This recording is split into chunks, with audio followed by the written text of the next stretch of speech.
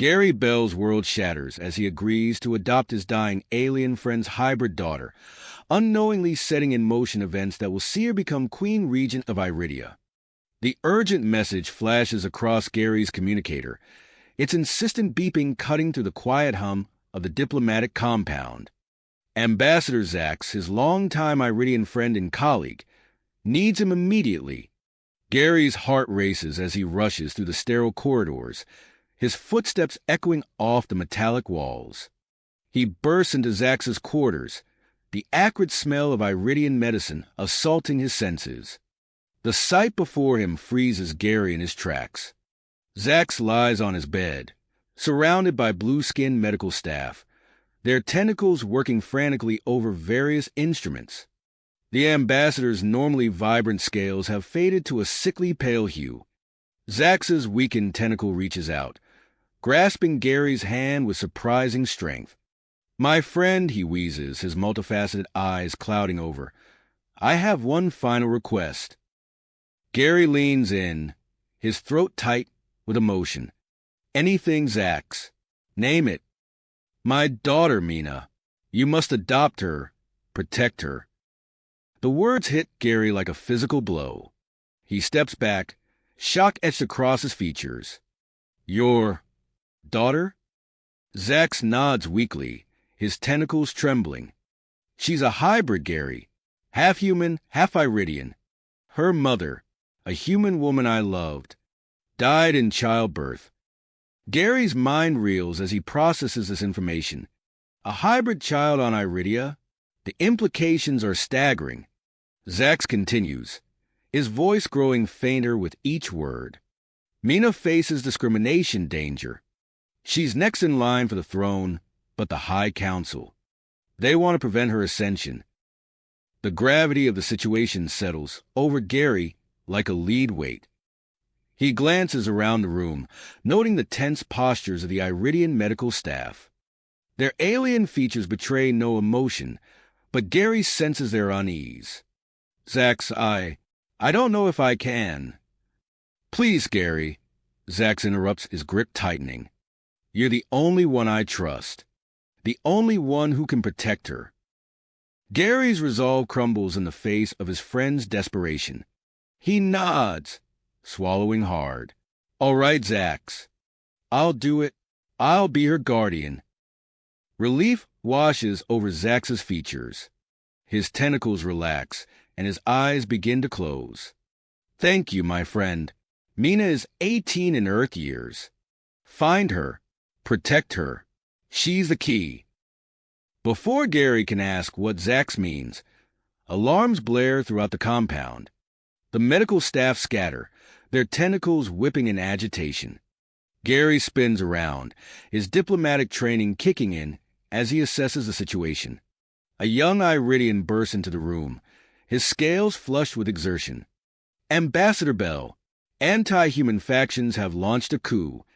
They're targeting all humans on the planet." Gary's mind races. He turns back to Zax, but the ambassador lies still, his last breath already faded. There's no time to mourn. He must find Mina. As Gary rushes from the room, he's acutely aware of the chaos erupting around him. The compound shakes with distant explosions, and the corridors fill with panicked diplomats of various species. His mind whirls with questions. Where is Mina? How can he find her in this madness? And what did Zax mean when he said she was the key? As Gary navigates the tumultuous hallways, he overhears fragments of conversations. A devastating plague affecting both humans and Iridians. Mina's unique genetic makeup holding the potential cure. The High Council's desperation to prevent her from claiming the throne. He pushes through the crowd, determination setting his jaw. He must find Mina before the rebels or the council do. As he runs, he notices the hostile glares from some of his human colleagues. They've heard about his adoption of an alien, viewing it as a betrayal. Gary ignores them, focused solely on his mission. He follows his instincts, making his way towards the royal palace. If Mina is next in line for the throne, surely she'd be hidden there. After what feels like hours of searching, dodging rebel patrols and avoiding council guards, Gary finds himself in a hidden chamber deep within the palace. And there, crouched in the shadows, he sees her. Mina is a vision of otherworldly beauty. Her iridescent blue scales shimmer in the dim light, contrasting with her human-like features. Her eyes, a swirling mix of Iridian complexity and human depth, meet Gary's. In that instant, a connection forms between them. Gary sees fear, hope, and determination in her gaze. He extends his hand, knowing that this moment will change both their lives forever. "Mina," he says softly, "I'm Gary Bell. Your father sent me. I'm here to protect you." As Mina reaches out to take his hand, Gary realizes that his promise to Zax has set in motion events that will reshape the future of human-Iridian relations. And at the center of it all stands this remarkable hybrid girl, destined to become Queen Regent of Iridia.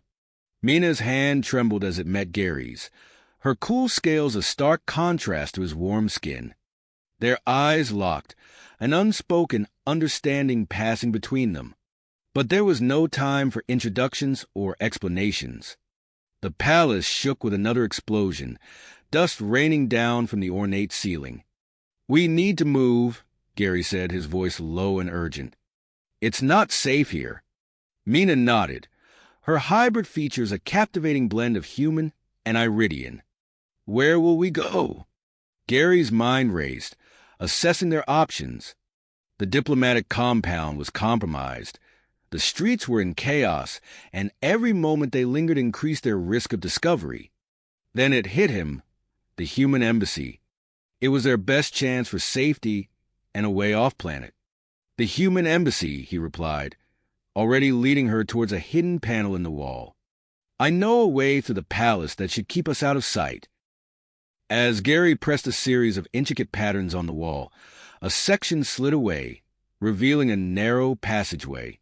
He ushered Mina inside, closing the panel behind them. The passage was dim, lit only by faint bioluminescent strips along the floor. "How did you know about this?" Mina whispered as they moved swiftly through the secret corridor. Gary's lips tightened. "Your father showed me years ago. He said it might come in handy someday." They navigated the labyrinthine structure in tense silence, the sounds of conflict muffled but ever-present. Gary's senses were on high alert, his Earth military training kicking in as he assessed each intersection for potential threats. As they rounded a corner, voices echoed from ahead. Gary held up a hand, signaling Mina to stop. He peered around the bend, his heart sinking at the sight of a group of armed Iridians blocking their path. "Rebels!" he breathed, recognizing the insignia on their uniforms. At their center stood a towering figure, his scales a deep crimson, General Kroz, notorious for his anti-human rhetoric. Gary's mind raced. They couldn't go back, and fighting their way through was too risky. He took a deep breath, straightening his posture. "Stay here," he whispered to Mina. "If things go wrong, run." Before she could protest, Gary stepped into view, his hands raised in a gesture of peace. "Gentlemen," he called out, his diplomatic training taking over, "I believe we find ourselves in a difficult situation." General Kroz's multifaceted eyes narrowed. "Ambassador Bell," he hissed, "you should not be here." Gary forced a smile. "I could say the same for you, General. Perhaps we can come to an agreement that benefits us both." As Gary engaged in tense negotiations, Mina watched from the shadows, her heart pounding. She marveled at Gary's composure, the way he held himself against the imposing Iridians. But then Kroz's gaze shifted, looking past Gary directly at her hiding spot. The hybrid, Kroz, sees them. Everything happened in a blur. Gary sprang into action, his body moving with a grace and power Mina hadn't expected. He disarmed the nearest rebel, using the Iridian's own weapon to create a barrier of energy bolts. "Mina, run!" Gary shouted, fending off another attacker. But Mina didn't run. Instead, she focused on the control panel near the rebels. Her fingers danced over the alien symbols, a language as familiar to her as her own thoughts. The security systems responded to her touch, force fields springing to life and sealing off the corridor. Gary grabbed her hand, pulling her away from the trapped rebels. "That was incredible," he panted as they raced through the tunnels. "How did you do that?" Mina's scales flushed a deeper blue. "I've always had a way with Iridian tech. It just speaks to me." They emerged from the palace into the chaos of the capital city. Smoke filled the air, and the streets were a battleground of conflicting factions. Gary led them through back alleys and abandoned buildings, always keeping to the shadows. As they navigated the city's underbelly, Gary and Mina found moments to talk. She spoke of her isolated childhood, caught between two worlds but never fully belonging to either. Gary shared his own experiences as a perpetual outsider on Iridia, despite his years of service. "I never knew where I fit in," Mina confessed as they paused to catch their breath in an abandoned warehouse. "Human? Iridian? Neither seemed to want me." Gary's expression softened. "I understand that feeling. But Mina, you're not alone anymore. I promised your father I'd protect you, and I intend to keep that promise." Their moment of connection was shattered by the sound of approaching vehicles. Gary peered out a grimy window, his face grim. "Iridian patrols. We need to move." They slipped back into the streets, dodging between pockets of conflict. As they neared the human sector of the city, Gary noticed something odd. Pockets of both humans and Iridians lay incapacitated, their skin marked with strange, iridescent lesions. "The plague," Mina whispered, her voice tight with concern.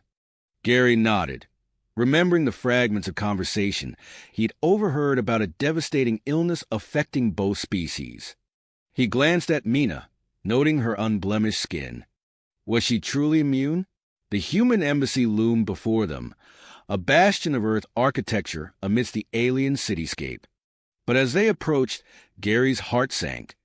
Iridian forces surrounded the building, their weapons trained on the entrance. "Now what?" Mina asked, her voice barely audible over the sound of weapons fire. Before Gary could respond, a hand grabbed his shoulder. He spun, ready to fight, only to find himself face to face with Ambassador Elena Shaw. "This way," she hissed, ushering them towards a concealed entrance. Quickly, as they slipped inside the embassy, alarms blared. The Iridian forces had breached the outer defenses. Ambassador Shaw turned to Gary, her expression grave. "We're evacuating all human personnel immediately. But Bell, your companion, complicates things." Gary stood protectively in front of Mina. "She comes with us." Shaw's eyes narrowed. "You understand the diplomatic nightmare this could cause? We could be accused of kidnapping Iridian royalty." Before Gary could argue further, an explosion rocked the building. The decision had been made for them. As they raced towards the shuttle bay, Gary's mind whirled with the weight of his choices. The fate of two worlds hung in the balance, and at the center of it all stood Mina, the girl he'd sworn to protect, and who was quickly becoming so much more. As they turned a corner, Gary's instinct screamed danger. He pulled Mina back just as a burst of energy fire scorched the wall where they had been standing. "Damn it," Gary muttered, assessing their surroundings. The embassy's corridors were a maze of chaos, smoke filling the air as alarms blared incessantly. He could hear the sounds of combat drawing closer. Ambassador Shaw appeared beside them, her face grim. "We're out of time. The Iridians have breached the outer defenses." Gary nodded, his mind racing. "What's our extraction plan?" Shaw handed him a small pack. "Emergency evacuation gear. There's a shuttle on the rooftop landing pad. It's our last chance to get off this planet." As Gary slung the pack over his shoulder, Shaw pressed a data chip into his hand. This contains crucial information about the plague affecting both our species. Keep it safe. Gary pocketed the chip, his expression resolute. We'll get it to Earth. What about you? Shaw's eyes darted to the approaching sounds of combat. I'll buy you some time. Now go. Without another word, Gary grabbed Mina's hand, and they sprinted towards the nearest stairwell. As they climbed, the building shook with another explosion, nearly throwing them off balance. Gary, Mina gasped as they reached the final landing. I don't know if I can. You can, Gary interrupted, his voice firm but encouraging. We're almost there. They burst onto the rooftop, the wind whipping around them. The scene before them was one of utter chaos. The human shuttle sat on the landing pad, its shields flickering under heavy fire from Iridian aircraft circling overhead. Gary's military training kicked in as he assessed the situation. We'll never make it across that open space, he muttered. His eyes fell on a control panel near the door. Unless... He rushed to the panel, fingers flying over the alien interface. Mina watched in amazement as Gary accessed the embassy's defense systems, a skill she hadn't known he possessed. Hang on, Gary shouted as he activated a barrage of surface-to-air missiles. The sky erupted in a series of explosions, temporarily driving back the Iridian attackers. Now! Gary grabbed Mina's hand once more, and they sprinted across the landing pad. The shuttle seemed to grow no closer as energy blasts rained down around them, the Iridian forces quickly regrouping. Suddenly, a familiar voice cut through the chaos. The hybrid stopped them. Gary spun to see General Kroz emerging from an access hatch, flanked by a squad of rebel soldiers. Without hesitation, Gary shoved Mina behind a nearby crate and drew his weapon. The rooftop erupted in a firefight. Gary moved with precision, his shots finding their marks as he covered Mina's advance towards the shuttle. But they were outnumbered, and Gary knew their window of opportunity was closing fast. Mina, run, he shouted, laying down suppressing fire. I'll be right behind you. Mina hesitated for a split second before making a dash for the shuttle's open hatch. Gary moved to follow, but a searing pain tore through his side as a stray energy blast found its mark. He stumbled, the world spinning around him. Through the haze of pain, he saw Mina turn back, her eyes wide with fear. No, he tried to say, but the words wouldn't come. Then, to his astonishment, Mina was there, her arm around his waist, supporting him. Together, she said, her voice filled with a strength Gary hadn't heard before. With Mina's help, he managed to stagger the final few meters to the shuttle. As they collapsed inside, the hatch slammed shut behind them. A woman's voice, crisp and authoritative, cut through Gary's fading consciousness. This is Captain Sarah Hernandez. Everyone strap in. Emergency takeoff sequence initiated. Gary felt the shuttle lurch as it lifted off, weaving through the ongoing assault. He tried to focus, to stay alert, but the pain in his side was overwhelming. Gary, Mina's voice seemed to come from far away. Stay with me, please. As the shuttle climbed higher, breaking through Iridia's turbulent atmosphere, Gary felt Mina's cool hands on his wound. The pain began to recede, replaced by an odd tingling sensation. He forced his eyes open, meeting Mina's gaze. There was fear there, yes, but also grit and something else, something that made Gary's heart race in a way that had nothing to do with their harrowing escape. The moment was broken by Captain Hernandez's urgent voice. We've got a problem. Iridian battlecruiser on an intercept course. Our shields won't hold against that kind of firepower. Gary struggled to sit up, ignoring the protest from his injured side. Can we outrun them? Hernandez's grim laugh told him everything he needed to know. Not a chance. The human fleet is hours away. We're on our own. Gary's mind raced, searching for options, but it was Mina who spoke up. "Let me try something." Before anyone could object, Mina moved to the shuttle's communications array. Her fingers danced over the controls with a surety that left Gary in awe. The console came to life, emitting a series of complex tones and pulses. "What are you doing?" Hernandez demanded. "Sending a message," Mina replied, her focus unwavering. "In an ancient Iridian royal code. If there's anyone on that ship loyal to the true royal line." They waited in tense silence, the battlecruiser looming ever larger in the view screen. Then, just as Gary was certain their luck had run out, a transmission crackled through.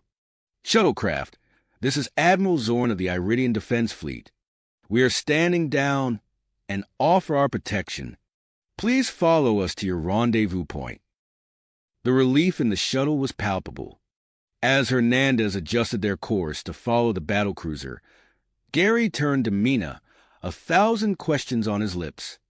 But before he could speak, another alert sounded. "Incoming transmission from Earth," Hernandez announced. Gary and Mina exchanged glances, knowing that whatever came next would shape not just their futures, but the fate of two worlds. As the message began to play, Gary reached out, taking Mina's hand in his. Whatever challenges lay ahead, they would face them together. Together. As the message from Earth began to play, the shuttle suddenly lurched, throwing everyone off balance. "What's happening?" Gary shouted, steadying himself against a bulkhead. Captain Hernandez's fingers flew over the controls. "We're being pulled into the Iridian battlecruiser's docking bay.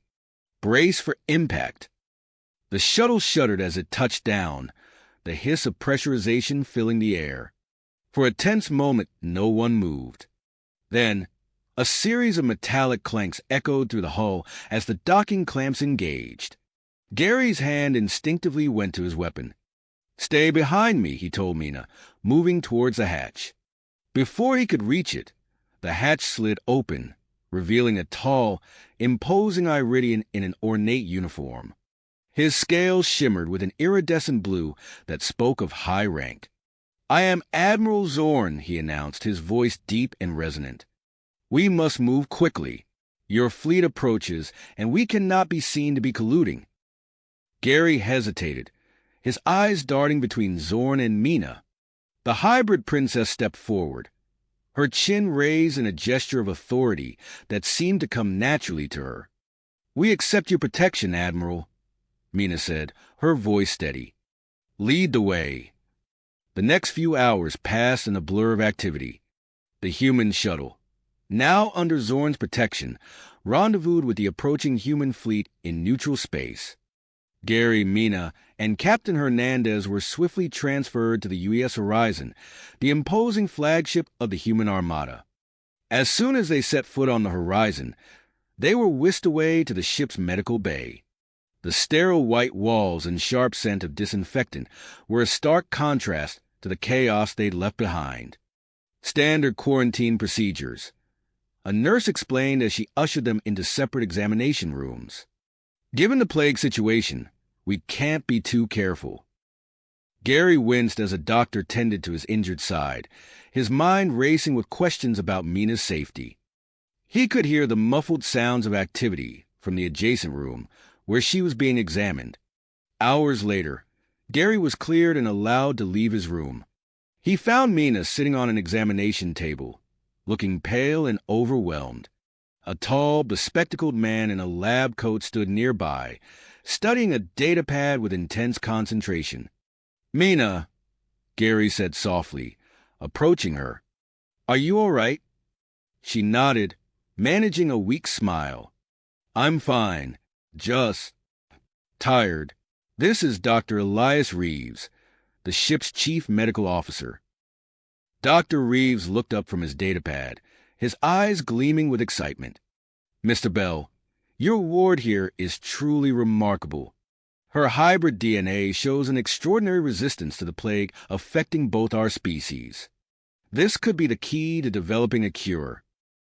Before Gary could respond, The medical bay door slid open, revealing a stern-faced woman in an admiral's uniform. "Lieutenant Bell," she said, her voice clipped and authoritative. "I'm Admiral Victoria Hawthorne. We need to talk." Gary squeezed Mina's hand reassuringly before following Admiral Hawthorne to a nearby conference room. The Admiral wasted no time getting to the point. "The situation is critical," she said, activating a holographic display that showed the positions of Earth and Iridian fleets. "The Iridian High Council is accusing us of kidnapping their heir. They're demanding Princess Mina's immediate return." Gary's teeth clenched. "And our response? We're insisting on protecting her and utilizing her unique genetics to combat the plague," Hawthorne replied. "But the diplomatic situation is deteriorating rapidly. That's where you come in, Lieutenant." She fixed Gary with a penetrating stare. "I'm assigning you as Princess Mina's official guardian and liaison. You will be responsible for her safety and for facilitating her cooperation with our medical research. Additionally, you'll act as an intermediary between her and Earth's government." Gary nodded, feeling the weight of responsibility settling on his shoulders. "I understand, Admiral. What's our next move?" "For now, we wait," Hawthorne said. "Dr. Reeves needs time to conduct his research. In the meantime, I suggest you prepare the princess for what's to come. This situation is a long way to go." As Gary made his way back to the medical bay, his mind whirled with the implications of his new assignment. He found Mina alone, sitting on the edge of her bed, her scales a dull blue that spoke of her distress. "Mina," he said gently, sitting beside her, "how are you holding up?" She turned to him, her eyes glistening with unshed tears. "I don't know, Gary. Everything's happening so fast. These tests, the isolation. I feel like I'm losing myself."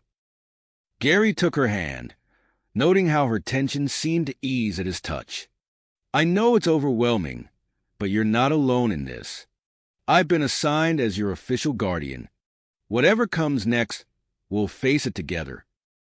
Mina's scales brightened slightly, a small smile tugging at her lips. "Together," she repeated, squeezing his hand. Gary took a deep breath, knowing he needed to explain the complex situation they found themselves in. "Mina, there's something you need to know. The Iridian High Council is demanding your return. Earth wants to protect you and use your unique biology to find a cure for the plague. The choice of what happens next, it's up to you."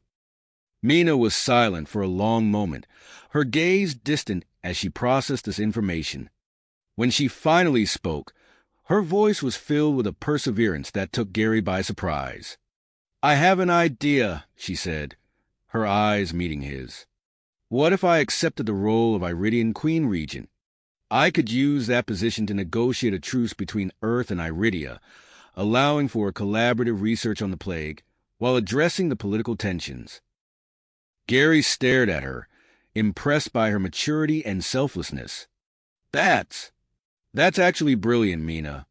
But it would put you in considerable danger. The anti-human factions on Iridia won't take kindly to your reign." Mina nodded, her expression serious.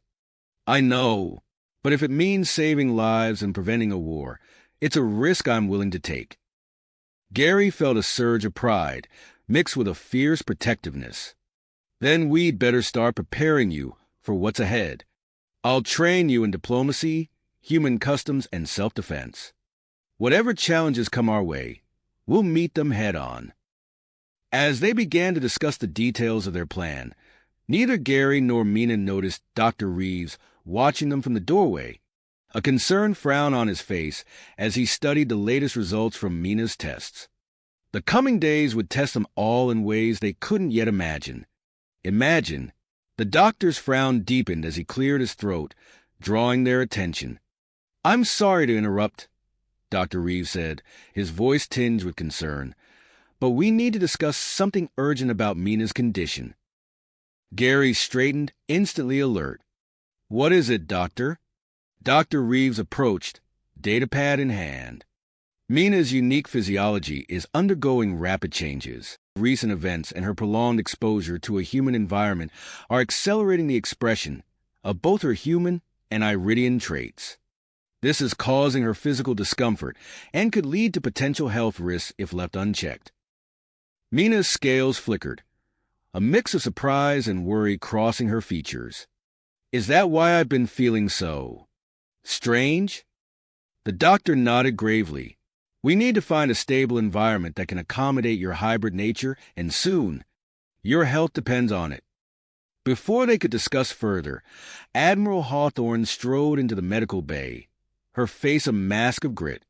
Lieutenant Bell, Princess Mina, we have a situation. She activated a holographic display, showing the positions of the human and Iridian fleets. The Iridian blockade is holding firm. We're at an impasse. Gary's mind raced, weighing their options. We can't break through without significant casualties on both sides, and retreating to Earth isn't an option. Mina stepped forward, her voice steady despite her physical discomfort. What if we negotiate? I could address both fleets, explain my unique position, and propose a joint research initiative to cure the plague. Admiral Hawthorne's eyebrows rose. It's risky, but it might be our best shot. We'd need to arrange a meeting with the Iridian leadership, preferably on neutral ground. Not neutral ground, Gary interjected, an idea forming. We should meet on General Kroz's flagship. The Admiral's eyes widened. That's bold, Lieutenant. Explain your reasoning. It shows trust and gives the Iridians home field advantage. Plus, it allows Mina to broadcast directly to her people planet side. We'll use Admiral Zorn as an intermediary to arrange a temporary ceasefire and the meeting. Hawthorne considered for a moment, then nodded. Very well. I'll make the arrangements. But we're not sending you in there unprotected. Major Marcus Steele and his team will accompany you as a security detail. As the Admiral left to set things in motion, Gary turned to Mina. Are you sure you're up for this?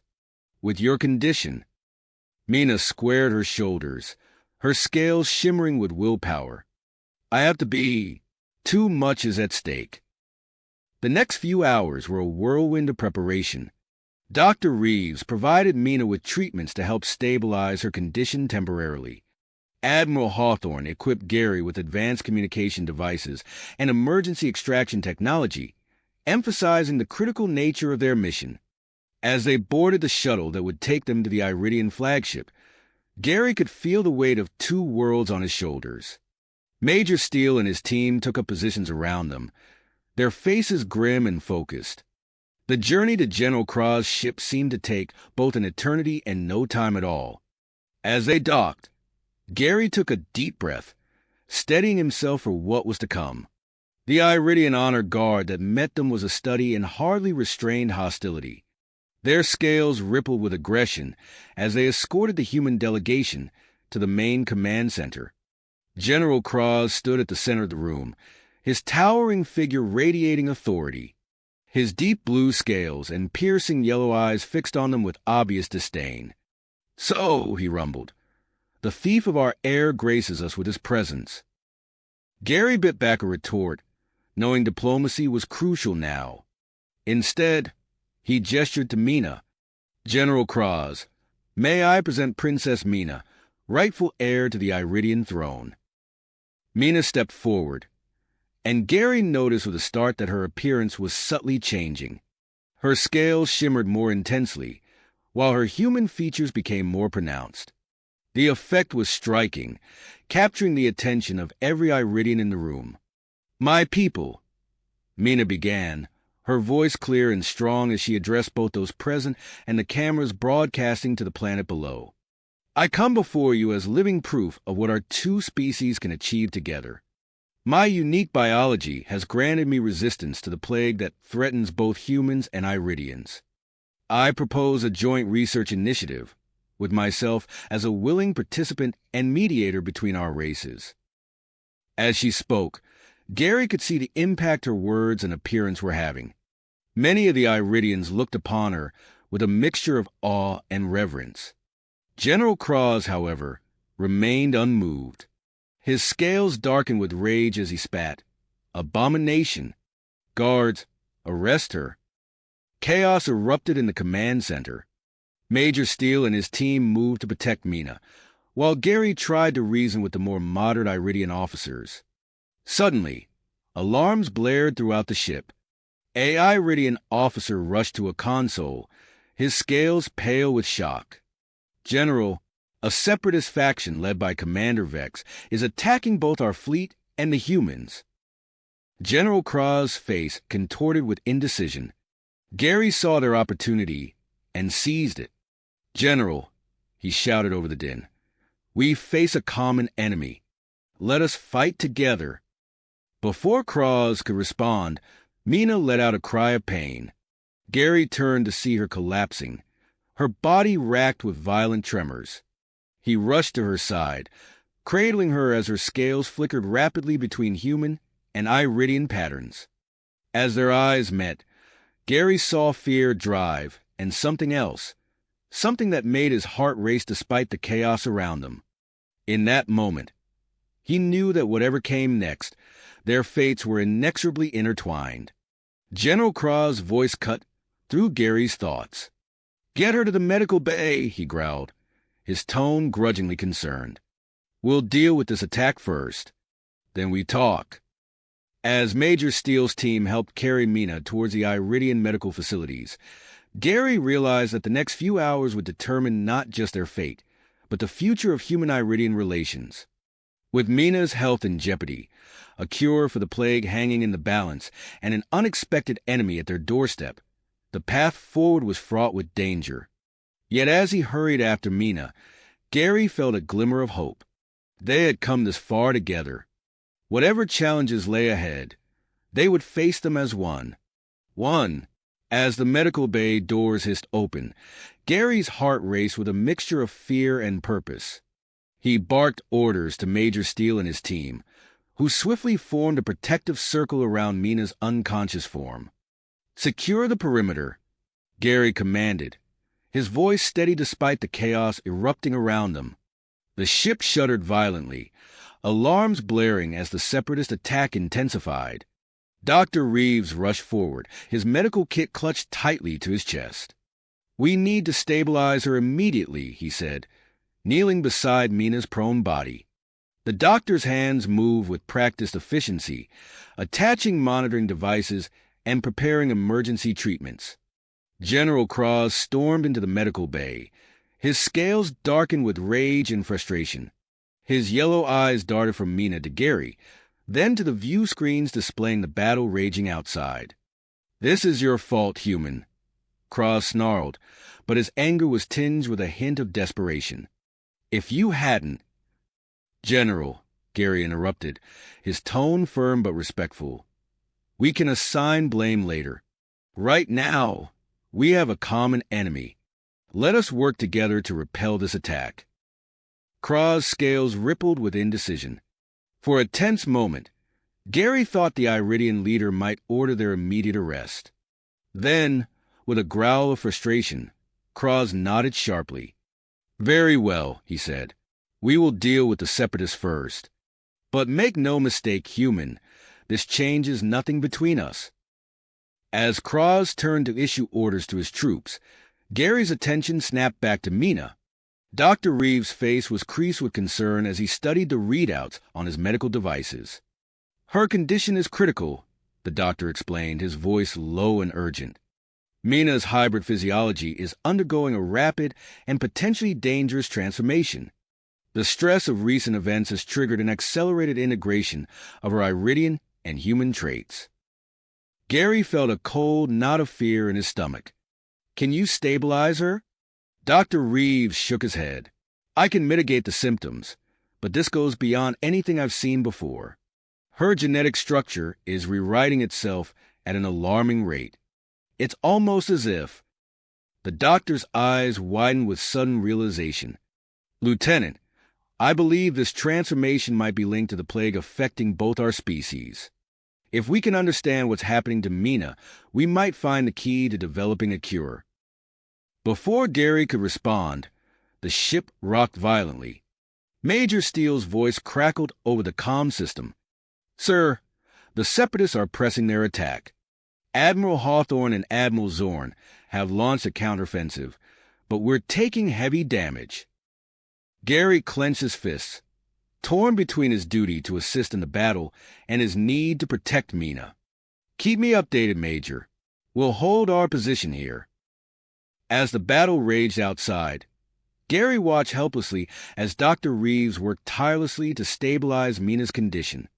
The minutes stretched into hours, punctuated by the distant sounds of weapons fire and the constant wail of alarms. Finally, the ship's violent shuddering ceased. Admiral Hawthorne's voice came through the comm system, tinged with exhaustion but triumphant. "The separatist forces have been repelled. We've suffered significant losses, but the immediate threat has been neutralized." A wave of relief washed over Gary, but it was short-lived. General Kroz stormed back into the medical bay, his scales now a deep, angry red. "The threat is over," Kroz declared, his voice cold. "Now, you will turn the princess over to Iridian custody." Gary stepped between Kroz and Mina's bed, his hand instinctively moving to his sidearm. "I can't do that, General. Mina's condition is too unstable to move her." Kroz's eyes narrowed dangerously. "This is not a request human. You will comply, or—" The general's threat was cut short by the sudden appearance of a new figure in the doorway. An elderly Iridian female glided into the room, her presence immediately commanding the attention of everyone present. Her scales shimmered with an iridescent quality Gary had never seen before, and her eyes held a wisdom that seemed to transcend age. "That is quite enough, General Kroz," the newcomer said, her voice soft yet authoritative. Kroz's demeanor changed instantly, his aggressive posture melting into one of deep respect. "Zuinara," he said, bowing his head slightly, "I didn't expect the High Council to send you." Zuinara moved to Mina's bedside, her eyes studying the unconscious princess with intense curiosity. "I came of my own accord," she said. "I witnessed the princess's broadcast, and I recognized the signs of an ancient prophecy coming to fruition." Gary exchanged a confused glance with Dr. Reeves. "Prophecy?" he asked. Zuinara turned to face him, her expression solemn. "There are ancient tales among our people of a hybrid ruler who would unite Iridians and humans. Princess Mina bears all the signs of this prophesied figure." She raised her voice, addressing everyone in the room. "By the authority vested in me as a spiritual leader of our people, I invoke the ancient laws. Princess Mina is hereby placed under the protection of the spiritual caste." General Kroz's scales paled, but he didn't dare argue with Zuinara. The spiritual leader continued, her gaze fixed on Gary. "The princess must undergo the traditional rites of ascension at the Temple of Convergence on our smallest moon. If she survives the trials, her claim to the throne will be legitimized in the eyes of our people." Dr. Reeves stepped forward, his face creased with worry. "With all due respect, Zuinara, Mina's condition is extremely delicate. The stress of these trials could kill her." Zuinara nodded gravely. "I understand your concerns, Doctor. But the temple houses ancient technologies that may actually help stabilize the princess's transforming physiology. It is her best chance for survival, and perhaps the best chance for both our peoples to find a cure for the plague."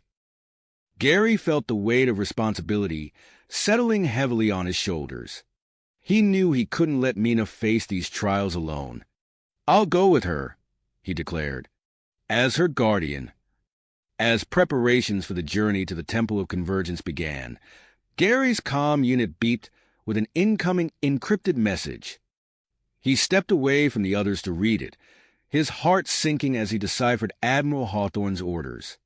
"Extract Princess Mina and return her to Earth immediately. Use any means necessary. The potential cure for the plague takes priority over all other considerations." Gary stared at the message, feeling trapped between his duty to Earth and his promise to protect Mina. As he watched Dr. Reeves and the Iridian medical team prepare Mina for transport, he knew he faced an impossible choice.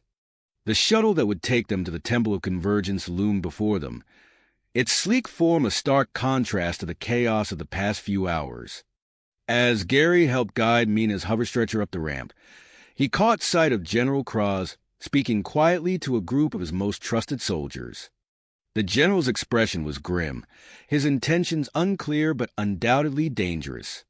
With a heavy heart, Gary took his seat beside Mina's semi-conscious form as the shuttle's engines roared to life.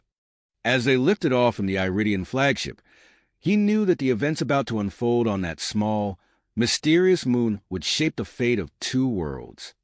The cure for the plague, the future of human-Iridian relations, and Mina's very survival all hung in the balance. The shuttle accelerated away from the fleet, carrying its precious cargo towards an uncertain destiny. Gary took Mina's hand in his, silently vowing to protect her, despite the toll. As the stars streaked past the viewport, he couldn't shake the feeling that they were hurtling towards a confrontation that would change everything. Everything they knew about their two species' shared history. As the shuttle broke through the moon's atmosphere, Gary tightened his grip on Mina's hand, his perseverance strengthening with each passing moment. Suddenly, the shuttle lurched violently, sending everyone scrambling for purchase. Captain Sarah Hernandez's voice crackled over the intercom, her tone tense but controlled. "Unexpected electromagnetic interference," she reported. "Navigation systems are compromised.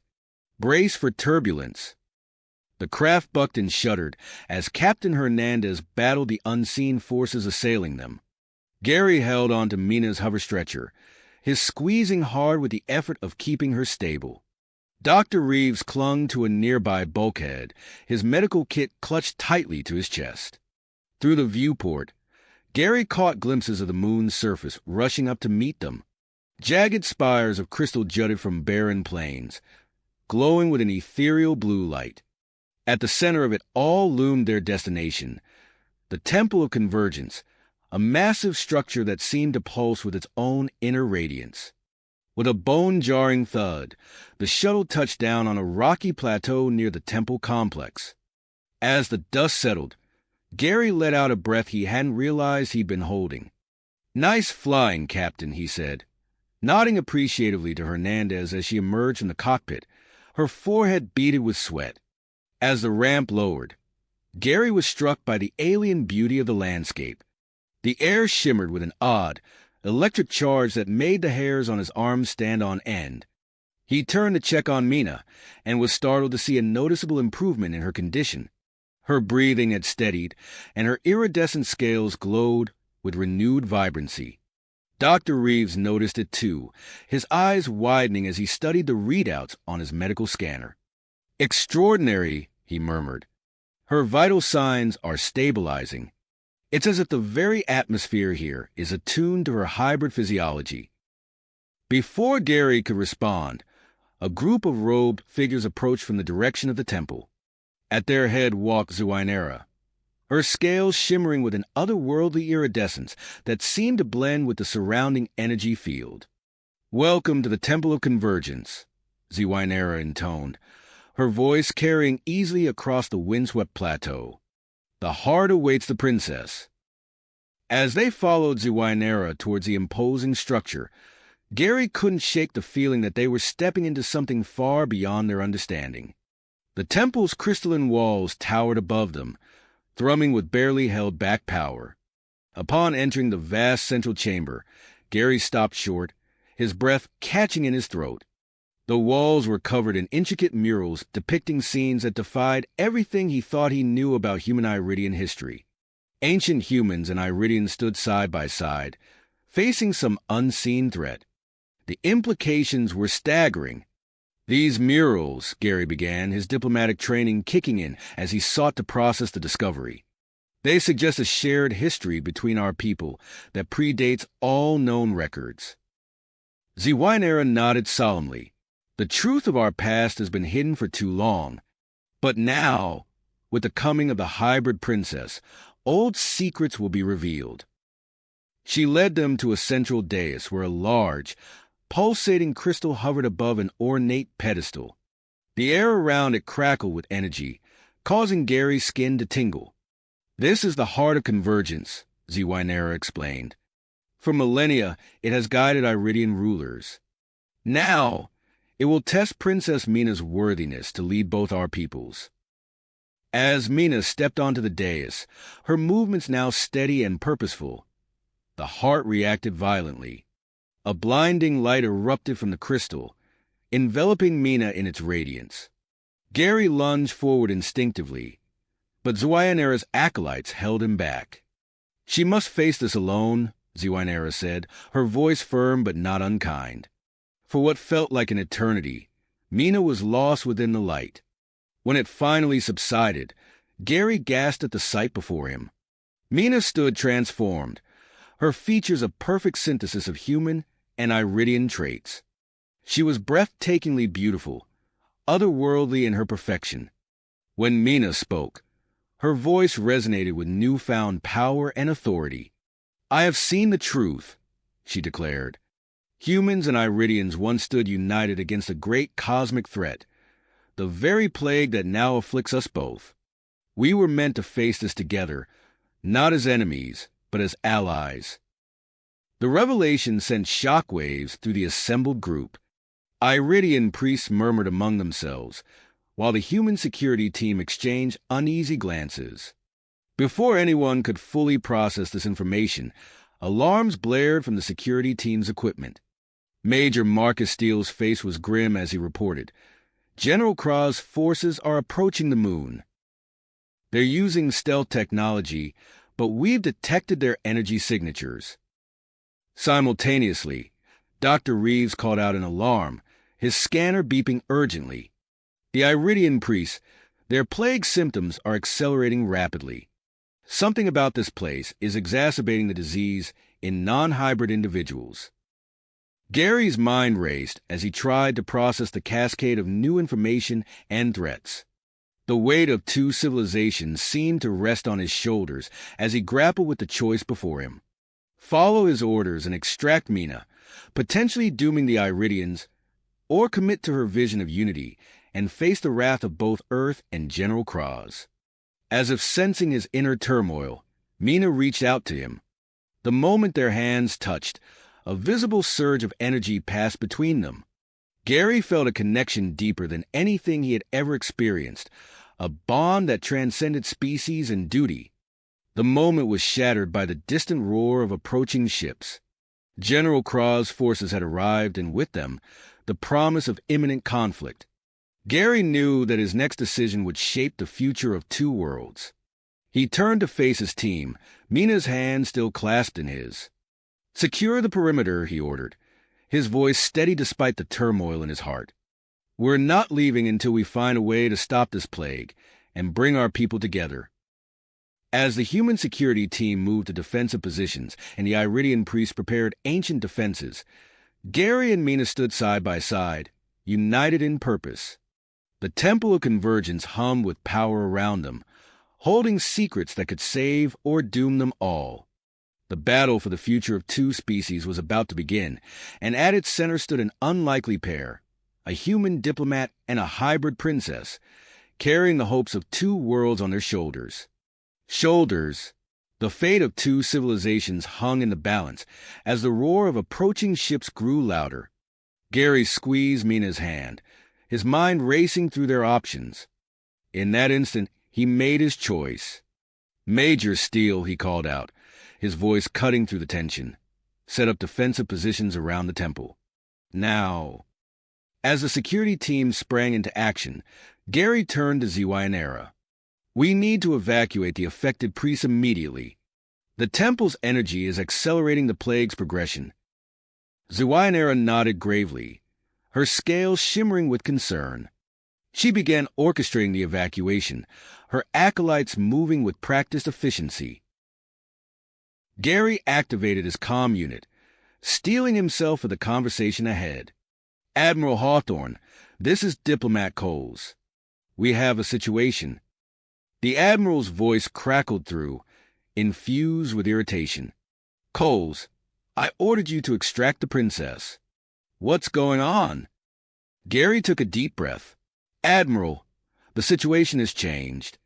We've discovered evidence of an ancient human-Iridian alliance. The implications are staggering. We may be on the brink of a diplomatic breakthrough that could change everything." There was a long pause before Hawthorne responded, her tone measured. "Explain." As Gary outlined their discoveries, from the temple murals to Mina's transformation, he could almost hear the gears turning in the Admiral's head. Finally, she spoke. "This is far beyond what we anticipated. You have my provisional support, Coles.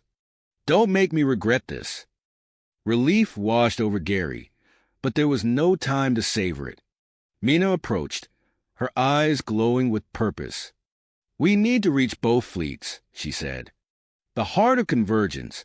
We can use it to broadcast a message." Dr. Reeves, who had been monitoring the situation, stepped forward. "If we combine the temple's communication systems with our technology, we might be able to amplify the signal enough to reach everyone." They worked quickly, integrating human comm devices with the ancient Iridian technology. As the whine of incoming ships grew deafening, Mina took her place on the central dais once more.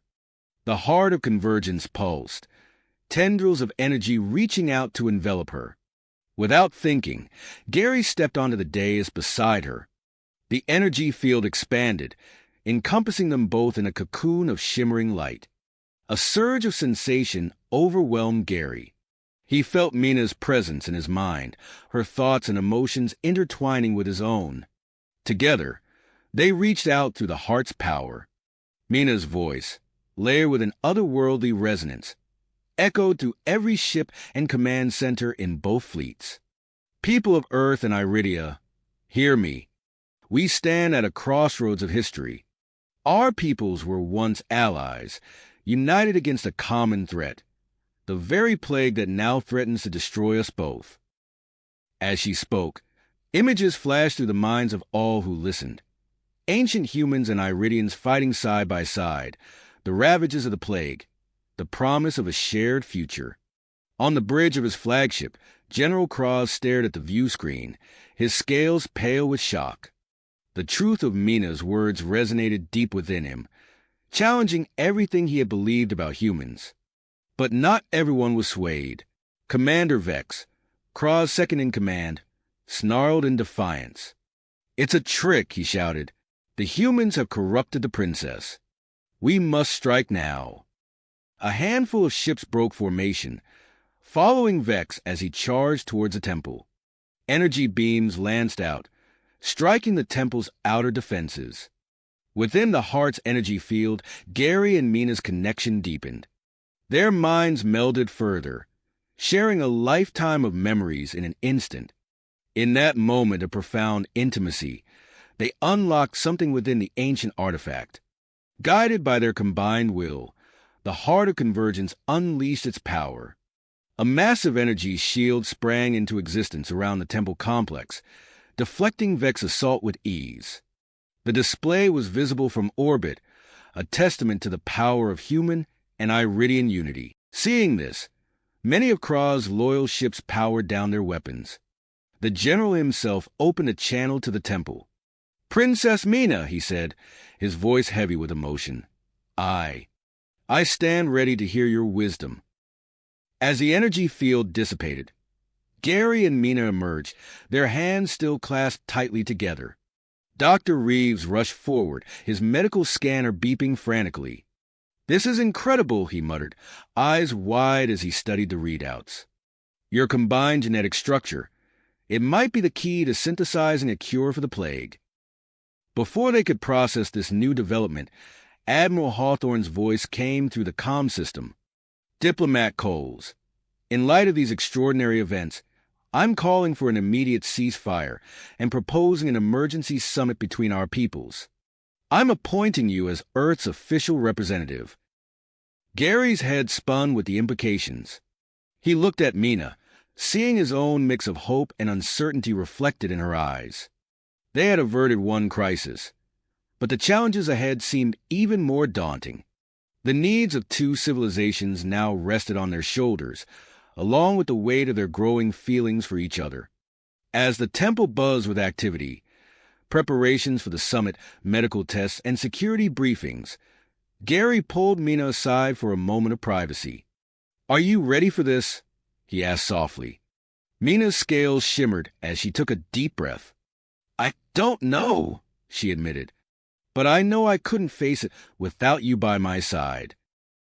Their moment was interrupted by Major Steele's urgent approach. "Sir, we've got a problem. Commander Vex and his ships have vanished from our scanners. They've gone aground somewhere, and I don't like it." Gary nodded grimly.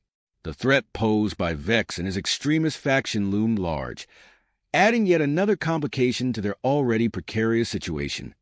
As he began issuing orders to track the rogue commander, Gary couldn't shake the feeling that their trials were only beginning. Gary's mind raced as he issued orders to track the rogue commander, but his focus was soon pulled in another direction entirely. Dr. Reeves approached, his eyes alight with scientific fervor. "Diplomat Kroz, Princess Mina, I need you both in the makeshift lab immediately. We've set up equipment to study your unique physiological changes." Gary exchanged a glance with Mina, noting the slight shimmer of her scales that betrayed her nervousness. He gave her hand a reassuring squeeze before following the doctor into a section of the temple that had been hastily converted into a research facility. The room hummed with activity as human and Iridian scientists worked side by side, their differences seemingly forgotten in the pursuit of knowledge. Dr. Reeves guided Gary and Mina to a pair of examination tables. "We need to run a series of tests to understand how your genetic structures have merged," he explained, his voice tinged with excitement. "This could be the key to curing the plague." As they lay down on the tables, Gary felt a twinge of unease. The intimacy of their situation was not lost on him, and he could sense Mina's discomfort as well. Electrodes were attached to their skin, and a low hum filled the air as scanning equipment came to life. Hours passed as they endured test after test. Blood samples were taken, brain activity monitored, and their cellular structures scrutinized at the molecular level. Throughout it all, Gary found his gaze continually drawn to Mina. The play of light on her scales, the graceful curve of her neck. He couldn't help but notice these details with an intensity that both thrilled and alarmed him. As Dr. Reeves leaned in to adjust a sensor on Mina's temple, Gary felt an irrational surge of protectiveness. He quashed the feeling, reminding himself of the importance of their mission. Their ordeal was interrupted by the arrival of Admiral Hawthorne. She strode into the lab, her presence commanding immediate attention. "Diplomat Kroz, Princess Mina," she greeted them, her eyes taking in the scene. "I've just arrived with a delegation from Earth. We need to talk." Gary sat up, wincing as electrodes pulled at his skin. "What's the situation, Admiral?" Hawthorne's expression was grim. Earth's government is divided on how to proceed. Some support full cooperation with the Iridians, while others are pushing for a more cautious approach. They fear potential exploitation of our resources. Mina rose from her table, her movements fluid despite the tangle of wires. "And what is your position, Admiral?" "I believe in the potential of this alliance," Hawthorne replied carefully. "But we must proceed with caution. The stakes are too high for rash decisions." Their conversation was cut short by the arrival of General Kroz. The Iridian leader's scales were a muted gray, reflecting his conflicted state. "I have agreed to participate in this summit," Kroz announced, his voice a low rumble. "But I have conditions. Iridian scientists must have equal access to all research data, and Princess Mina's security is paramount." Gary nodded, understanding the delicate balance they needed to maintain. "Of course, General. We're all working towards the same goal here." As preparations for the summit began in earnest, Gary found himself pulled in multiple directions. He shuttled between diplomatic meetings, research sessions, and strategy discussions, all while trying to process his evolving feelings for Mina. During a rare moment of quiet, Gary found Mina standing alone in a secluded corner of the temple. Her eyes were distant, lost in thought. "How are you holding up?" he asked softly, moving to stand beside her. Mina turned to him, her expression a mixture of vulnerability and grit. "I'm scared, Gary," she admitted. "Everything is happening so fast. The fate of two species rests on our shoulders, and I—" She broke off as Gary gently took her hand. The contact sent a jolt through them both, a reminder of the strange bond they now shared. "We're in this together," Gary assured her, his voice low and intense. "Whatever happens, we'll face it side by side." Their moment of connection was shattered by an urgent call from Dr. Reeves. "Diplomat Kroz, Princess Mina. We've made a breakthrough." They rushed to the lab, where Dr. Reeves was practically bouncing with excitement. "The energy field produced by the heart of convergence," he explained rapidly. "It's catalyzed a unique bonding process between your DNA. This bond, it's the key to neutralizing the plague virus." The implications of this discovery sent shockwaves through the summit. Human and Iridian leaders gathered to debate the next steps, their voices rising in heated discussion. "To synthesize a cure," Dr. Reeves continued, his voice cutting through the clamor, "Diplomat Kroz and Princess Mina would need to undergo a procedure to further entwine their genetic structures. But I must warn you, this process could alter you both on a fundamental level." A hush fell over the room as all eyes turned to Gary and Mina. The weight of two civilizations seemed to press down upon them, demanding an impossible choice. Before either could respond, alarms blared throughout the temple complex. Major Steele's voice crackled over the comm system. "We're under attack. Commander Vex and his extremist faction have launched an assault on the temple." In an instant, the room erupted into chaos. General Kroz barked orders to his troops, while Admiral Hawthorne coordinated with the human security forces. Gary's training kicked in as he assessed the situation. "We need to protect the heart of convergence," he shouted above the din. "It's our only hope for a cure."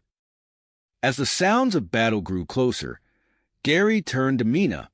Their eyes met, a silent understanding passing between them. "We'll do it," Mina declared, her voice steady despite the fear evident in her eyes. "We'll undergo the procedure." Gary nodded, his heart racing with a mix of terror and grit. "Together," he agreed. As explosions rocked the temple and the clash of weapons echoed through the ancient halls, Gary and Mina were rushed to a specially prepared chamber deep within the complex. The heart of convergence pulsed above them, its energy filling the room with an otherworldly glow. Dr. Reeves worked feverishly to prepare the equipment, his hands steady despite the gravity of the situation. "Once we begin, there's no going back," he warned. Gary and Mina lay side by side on gleaming metal tables, their hands instinctively finding each other. As the first tendrils of energy from the heart began to envelop them, Gary turned his head to look at Mina one last time. In her eyes, he saw a reflection of his own emotions, fear, hope, and something deeper that neither of them dared to name.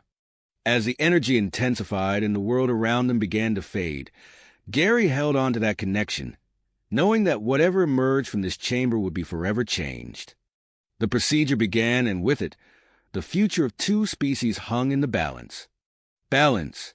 As the energy intensified and the world around them began to fade, Gary held on to that connection, knowing that whatever emerged from this chamber would be forever changed. The procedure began, and with it, the future of two species hung in the balance. A pulsating blue energy field emanated from the modified heart of convergence, enveloping Gary and Mina in its otherworldly glow. The moment the field touched their skin, both gasped in shock. Pain coursed through their bodies, every nerve ending alight with searing agony. Gary gritted his teeth, his back arching off the metal table as he fought to remain still. Beside him, Mina's scales rippled in waves, her eyes screwed shut against the assault on her senses. Dr. Reeves monitored their vital signs, his face a mask of concentration. "Cellular restructuring is proceeding as expected," he announced, his voice tight with tension. "But the pain levels are higher than anticipated. We need to—" His words were cut off by a deafening explosion that rocked the temple complex. Dust rained down from the ceiling as the sounds of battle grew closer. Outside the chamber, chaos reigned. General Kroz bellowed orders to his troops, his previous mistrust of humans forgotten in the face of a common enemy. "Protect the temple at all costs," he roared, joining Admiral Hawthorne at a hastily erected command post. The Admiral's fingers flew over a holographic display, coordinating the movements of human and Iridian forces alike. "Commander Vek's ships are targeting our defensive perimeter," she reported grimly. "We need to buy more time for the procedure." Back in the chamber, Gary and Mina's transformation accelerated. Gary's skin took on a faint blue tinge, subtle scales forming along his arms and neck. Mina's features softened, becoming more human-like even as she retained her Iridian characteristics. Dr. Reeves stared at his instruments in disbelief.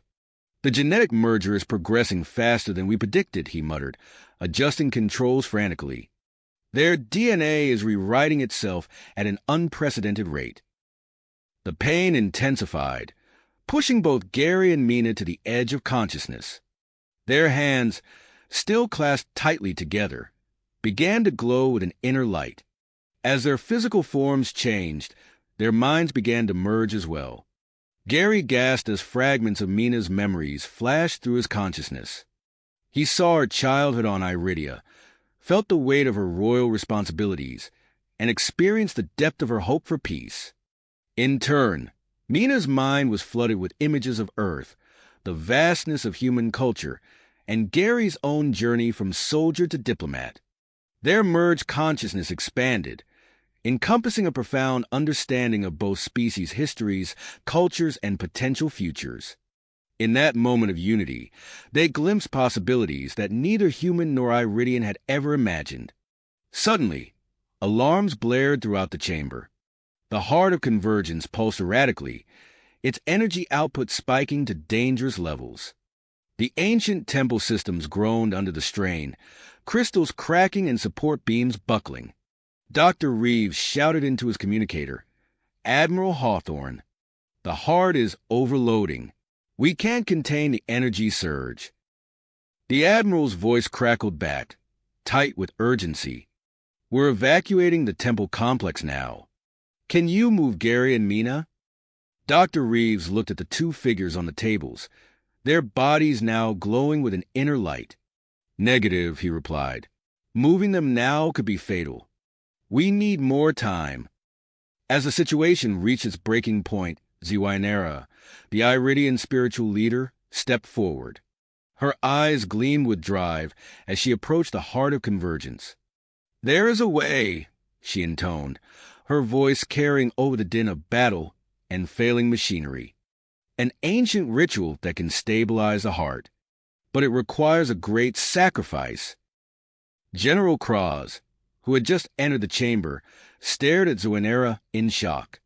"No," he breathed, understanding dawning on his face. "You can't mean—" Ziwainera nodded solemnly. "I will merge my life force with the artifact. It is the only way to save them, to save us all." Before anyone could protest, Ziwainera pressed her hands against the pulsing surface of the heart. Energy arced between her body and the ancient device, her form beginning to dissolve into pure light. The chaotic energy stabilized, the heart's pulsing slowing to a steady rhythm. As Ziwainera's physical form faded, her voice echoed through the chamber one last time. "Remember this moment. Let it be the beginning of true understanding between our peoples." With a final surge of power, the genetic procedure concluded. The blinding light that filled the chamber faded, leaving everyone momentarily stunned. As systems came back online and emergency power kicked in, Dr. Reeves and his team rushed to Gary and Mina's side. Both lay unconscious, their bodies transformed into something neither fully human nor Iridian. Initial scans showed their genetic structures had successfully merged, creating a hybrid template that held the key to curing the plague. But the full extent of the changes remained unknown.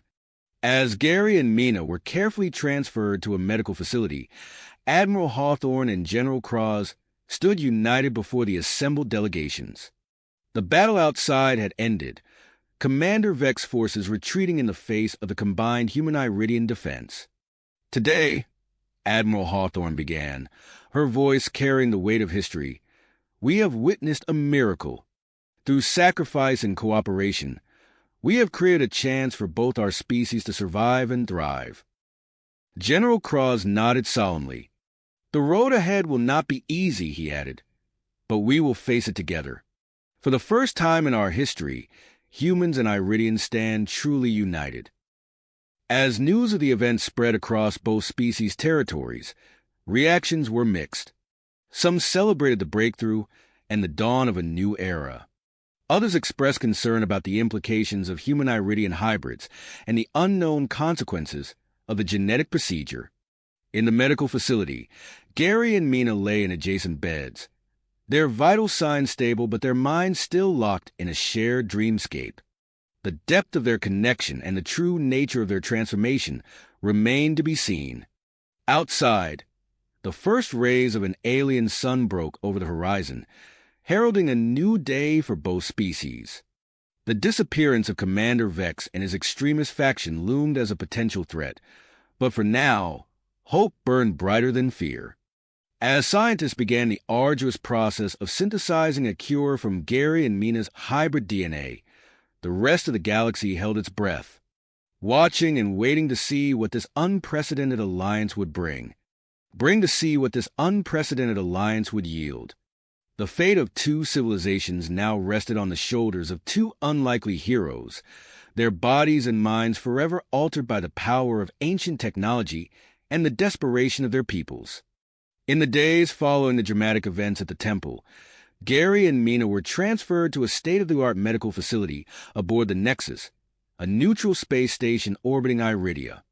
The station's sleek corridors buzzed with activity as human and Iridian scientists worked side by side, their previous mistrust replaced by a shared sense of purpose. Dr. Reeves hunched over a holographic display, his eyes darting between readouts of Gary and Mina's vital signs. "Fascinating," he muttered, zooming in on a strand of hybrid DNA. "The merger has stabilized, but it's still evolving at a cellular level." Behind him, an Iridian geneticist named Zixera peered at the display.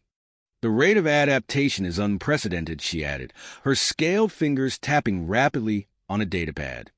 "We need to accelerate our efforts to synthesize the cure before their physiology changes further." In a nearby recovery room, Gary stirred, his eyes fluttering open.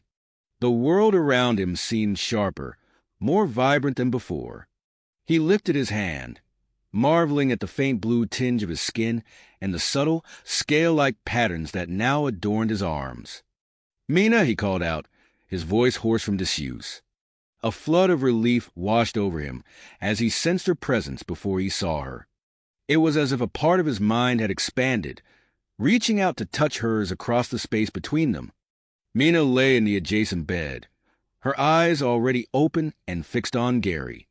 Her once entirely alien features had softened, taking on more human characteristics while still retaining her Iridian heritage. "I can feel you," she whispered, her voice a mix of awe and trepidation. Gary nodded, overwhelmed by the intensity of their connection. Images and emotions flowed between them, fragments of shared memories, echoes of each other's thoughts. It was intimate and exhilarating, yet also deeply unsettling. Their moment of reconnection was interrupted by the arrival of Dr. Reeves and his team. "Welcome back," the doctor said, his face a mixture of relief and scientific curiosity. "How are you feeling?" "Different," Gary replied, struggling to find the words to describe his new state of being. "It's like everything is more." Mina nodded in agreement. "Our senses, our thoughts, their heightened intertwined. Dr. Reeves made notes on his datapad, his excitement terrifying. This mental link was unexpected, but it could provide valuable insights into the nature of your transformation. The following days were a whirlwind of tests, scans, and endless questions. Gary and Mina found themselves at the center of a scientific frenzy as researchers worked tirelessly to unravel the mysteries of their hybrid physiology. Every moment not spent in the lab was filled with diplomatic meetings and strategy sessions as leaders from both species sought to understand the implications of their transformation. Despite the constant demands on their time, Gary and Mina found solace in each other's company. Their shared experiences and newfound mental connection deepened their bond, romantic feelings blossoming in the quiet moments between tests and debriefings. One evening, as they stood before a viewport overlooking the swirling clouds of Iridia, Mina's hand found Gary's. The simple touch sent a jolt of electricity through them both, their shared consciousness amplifying the sensation. "What are we now?" Mina asked softly, her eyes reflecting the alien stars. "Neither human nor Iridian, but something new." Gary squeezed her hand, his thumb tracing the faint scale patterns on her skin. "We're the bridge," he replied, the words coming from a place of deep certainty. "The living proof that our species can come together, can become something greater than the sum of our parts."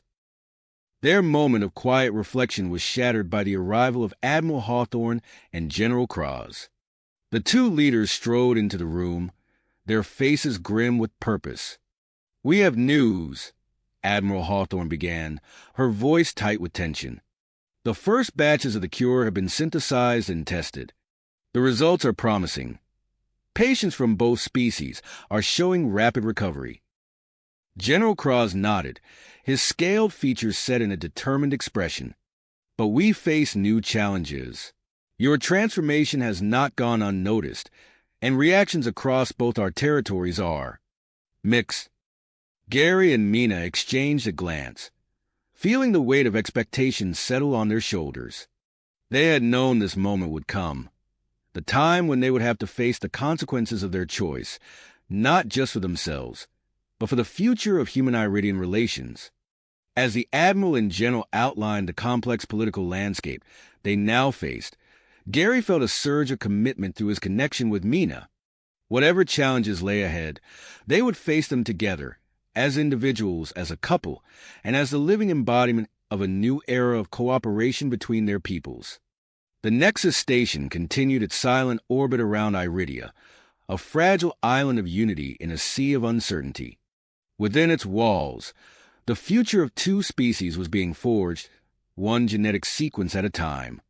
And at the heart of it all, Gary and Mina stood ready to embrace their new reality, whatever it might bring. The fate of two civilizations now rested on the shoulders of two unlikely heroes, their bodies and minds forever altered by the power of ancient technology and the desperation of their peoples. As Gary and Mina continued their recovery, Admiral Hawthorne approached them with a proposal. "We need to address the public," she said, her voice firm but empathetic. "Both our species are clamoring for information, and we believe your story could help ease tensions." Gary and Mina exchanged a glance, their newfound connection allowing them to share their apprehension without words. After a moment, Mina nodded. "We understand, Admiral. We're ready." The broadcast was arranged quickly, with Gary and Mina standing side by side before a backdrop of both human and Iridian flags. As the cameras began rolling, Gary felt Mina's fingers intertwine with his, their hybrid skin tones a visual representation of their unique bond. "People of Earth and Iridia," Gary began, his voice steady despite his nerves. "We stand before you as living proof that our species can come together, not just in alliance, but in unity." Mina continued, her words flowing seamlessly from Gary's. "We have seen each other's worlds through new eyes. We have felt the hopes and fears of both our peoples. And we can tell you with certainty that what unites us is far stronger than what divides us." As they spoke, sharing their experiences and their vision for the future. Reactions across both worlds were immediate and intense. On Earth, crowds gathered in city squares, their eyes fixed on massive screens broadcasting the address. On Iridia, families huddled around communication devices, listening intently. The aftermath of their joint broadcast sent shockwaves through both societies. Support rallies sprang up in major cities, with humans and Iridians standing side by side, calling for increased cooperation. However, the opposition's voice grew louder as well, with conservative factions on both sides decrying the contamination of their species. Recognizing the volatile situation, Admiral Hawthorne and General Kroz quickly organized a summit on the Nexus station. As delegates from both species arrived, including the influential Senator Marcus Graves and High Counselor ZYXera, the atmosphere was tense with anticipation. Gary and Mina were asked to testify about their experiences, their unique perspective seen as crucial to the discussions. As they made their way to the summit chamber, Gary felt a familiar unease. "Something doesn't feel right," he murmured to Mina. She nodded, her senses equally alert. "I feel it too. We should be cautious." Their instincts proved correct. Just as they began their testimony, alarms blared throughout the station. The doors to the chamber burst open, revealing armed intruders led by a familiar face, Commander Vex. "This abomination ends now," Vex shouted, his weapon trained on Gary and Mina. Chaos erupted as security forces engaged the extremists. Gary and Mina, drawing on their enhanced reflexes, sprang into action. They moved in perfect synchronization, their shared consciousness allowing them to anticipate each other's moves. Gary vaulted over a fallen table, tackling an extremist who had Senator Graves in his sights. Mina, meanwhile, used her Iridian strength to disarm another attacker, protecting a group of human diplomats. As the battle raged, Gary and Mina found themselves face to face with Commander Vex. The extremist leader's eyes narrowed as he focused on Mina. "Princess," he said, his voice a mixture of respect and disgust, "your father and I fought side by side. I'm trying to protect our people, our purity. Join me, and we can undo this corruption." Mina's eyes flashed with anger. "My father fought for peace, Vex. You dishonor his memory with your hatred." She reached out, grasping Gary's hand. "This is not corruption. This is evolution, the key to both our species' survival." Vex's face contorted with rage as he raised his weapon. Before he could fire, the station shuddered violently. Warning klaxons blared as a computerized voice announced, "Life support systems critical. Failure imminent." Gary and Mina shared a look of understanding. Without a word, they sprinted towards the nearest access terminal, their minds working in tandem to interface with both human and Iridian systems. As security forces subdued Vex and his remaining followers, Gary and Mina worked feverishly to stabilize the station's failing systems. Their hybrid nature allowed them to bridge incompatibilities between the technologies, finding solutions that neither species alone could have devised. With a final surge of power, the life support system stabilized. The chamber fell silent, the only sound the heavy breathing of the survivors. All eyes turned to Gary and Mina, standing united before the terminal, their bodies still glowing faintly from the energy they had channeled. In the aftermath of the attack, attitudes began to shift. Senator Graves, who had witnessed Gary and Mina's actions firsthand, approached them with newfound respect. "I may not fully understand what you are," he said, his voice gruff but sincere, "but I cannot deny the value of what you represent." High Counselor ZYXera, who had been skeptical of the hybrid solution, nodded in agreement. "Your actions today have saved countless lives and prevented a diplomatic catastrophe. Perhaps there is wisdom in this union of our species that we have yet to fully grasp." As the summit reconvened, with heightened security and a new sense of urgency, plans were made to accelerate the production and distribution of the plague cure. Gary and Mina, recognizing the importance of their visible involvement, volunteered to lead separate teams to oversee the distribution on Earth and Iridia. The night before their departure, Gary and Mina stood alone in their quarters, their impending separation weighing heavily on their minds. As they embraced, their telepathic bond intensified, allowing them to share not just thoughts, but the very essence of their beings. In that moment of profound connection, they saw not just their own past and presents, but glimpses of possible futures, challenges to be faced, obstacles to overcome, and the potential for a truly united galaxy.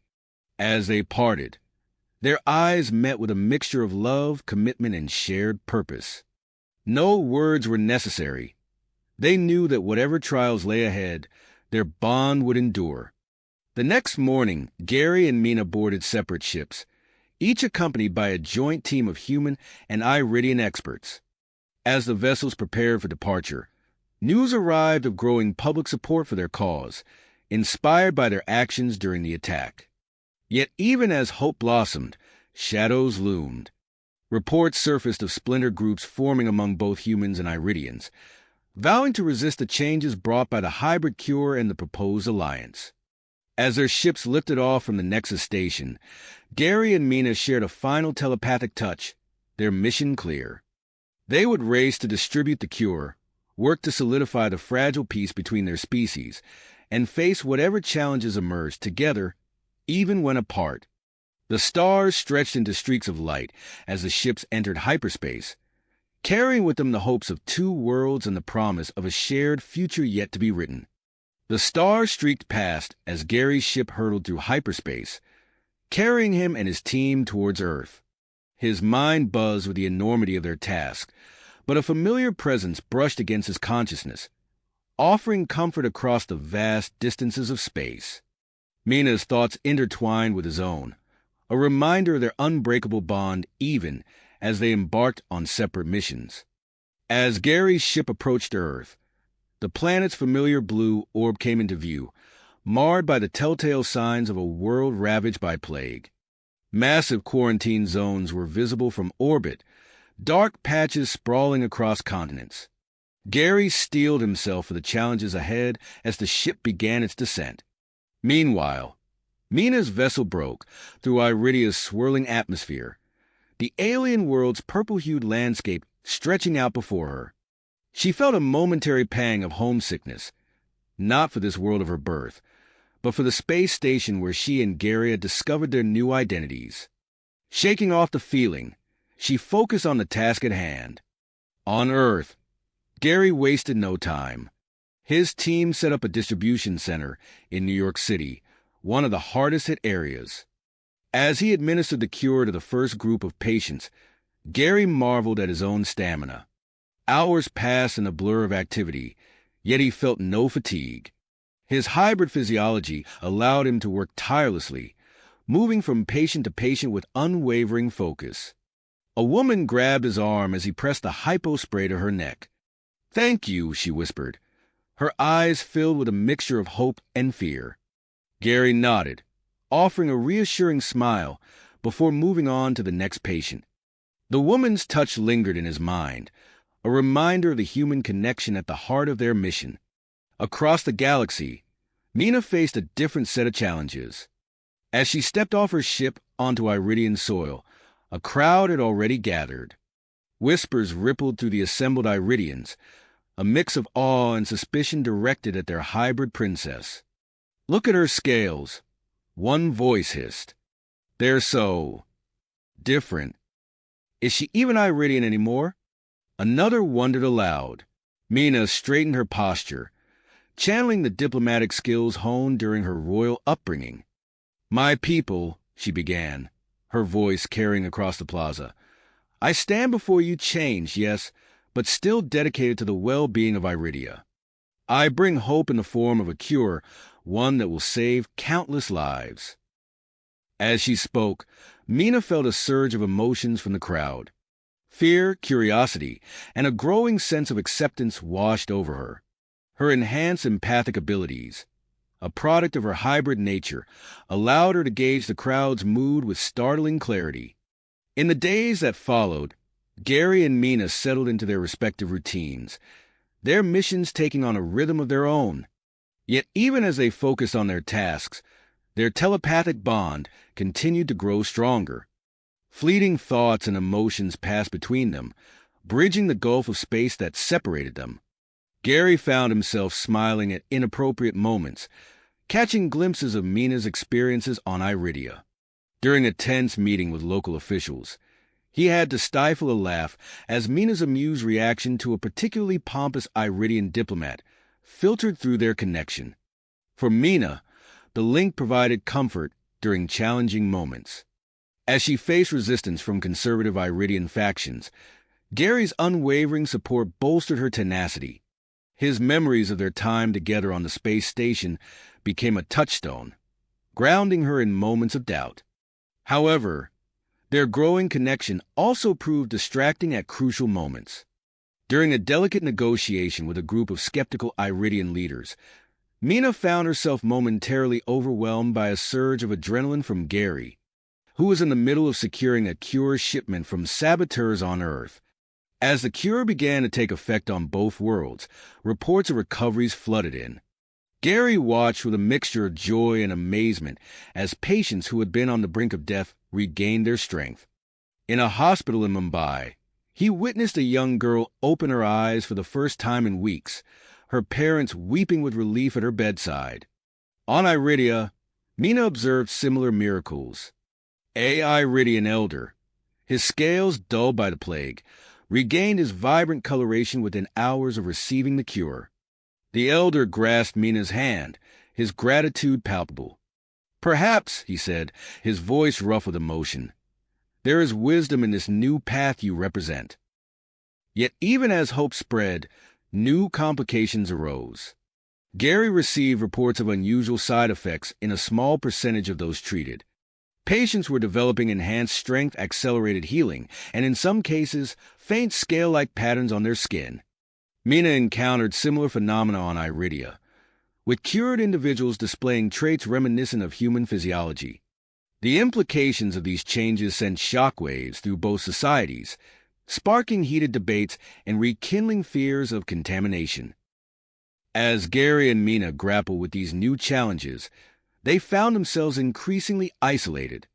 Their unique status as hybrids, once a symbol of unity, now set them apart in ways they hadn't anticipated. Yet in their shared connection, they found the strength to persevere, each drawing courage from the other's unwavering commitment to their mission. The true test of their persistence came when they received simultaneous communications from their respective leaders. Admiral Hawthorne's grim face filled Gary's view screen, while High Counselor Xera's scaled visage appeared before Mina. The news they delivered sent a chill through both hybrids, their shared dread echoing across their telepathic link. A new threat had emerged, one that could undo all they had worked for. As Gary and Mina absorbed the gravity of the situation, their ships changed course, plotting a return to the neutral space station. The battle against the plague had been won, but a new conflict loomed on the horizon, one that would test not only their abilities, but the very future of human-Iridian relations. As the space station came into view, Gary and Mina felt the pull of their connection growing stronger. Their anticipation at reuniting was tempered by the weight of the challenges that awaited them. Yet as their ships docked, a shared sense of purpose flowed between them. Whatever lay ahead, they would face it together, their bond a beacon of hope in an increasingly complex and dangerous galaxy. As their ships docked at the neutral space station, Gary and Mina's hearts raced with anticipation. The moment they stepped onto the station, their telepathic bond surged, intensifying beyond anything they had experienced before. They rushed towards each other, their reunion a blur of emotions and sensations. As they embraced, their minds merged in a whirlwind of shared experiences, fears, and hopes. For a brief, precious moment, the universe faded away, leaving only their connection. "I missed you," Gary whispered, his voice thick with emotion. Mina pressed her forehead against his, her scales shimmering with a faint glow. "I felt you with me every step of the way." Their moment of intimacy was cut short by the urgent summons to the command center. Admiral Hawthorne and High Counselor ZYXera were already waiting, their faces grave. "We have a situation," Admiral Hawthorne began without preamble. "Two situations, to be precise." High Counselor ZYXera nodded, her scale features tightening. A human extremist group has developed a weaponized version of the plague. And on Iridia, a secret research facility is creating super soldiers. Gary and Mina exchanged a look of shock. The implications were staggering. Either development could shatter the fragile peace they had worked so hard to achieve. As the meeting progressed, Gary found himself instinctively reaching out to the station's computer systems. His mind interfaced seamlessly with the technology, pulling up classified data on the human extremist group. "They're based in an abandoned mining facility in the Australian outback," Gary reported, his eyes unfocused as he sifted through the information. "They're in the final stages of weaponizing the plague." Mina, meanwhile, closed her eyes, reaching out through the Iridian biological networks.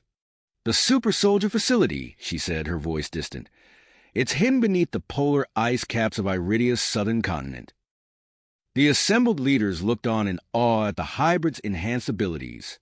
Admiral Hawthorne leaned forward, his expression a mixture of concern and dedication.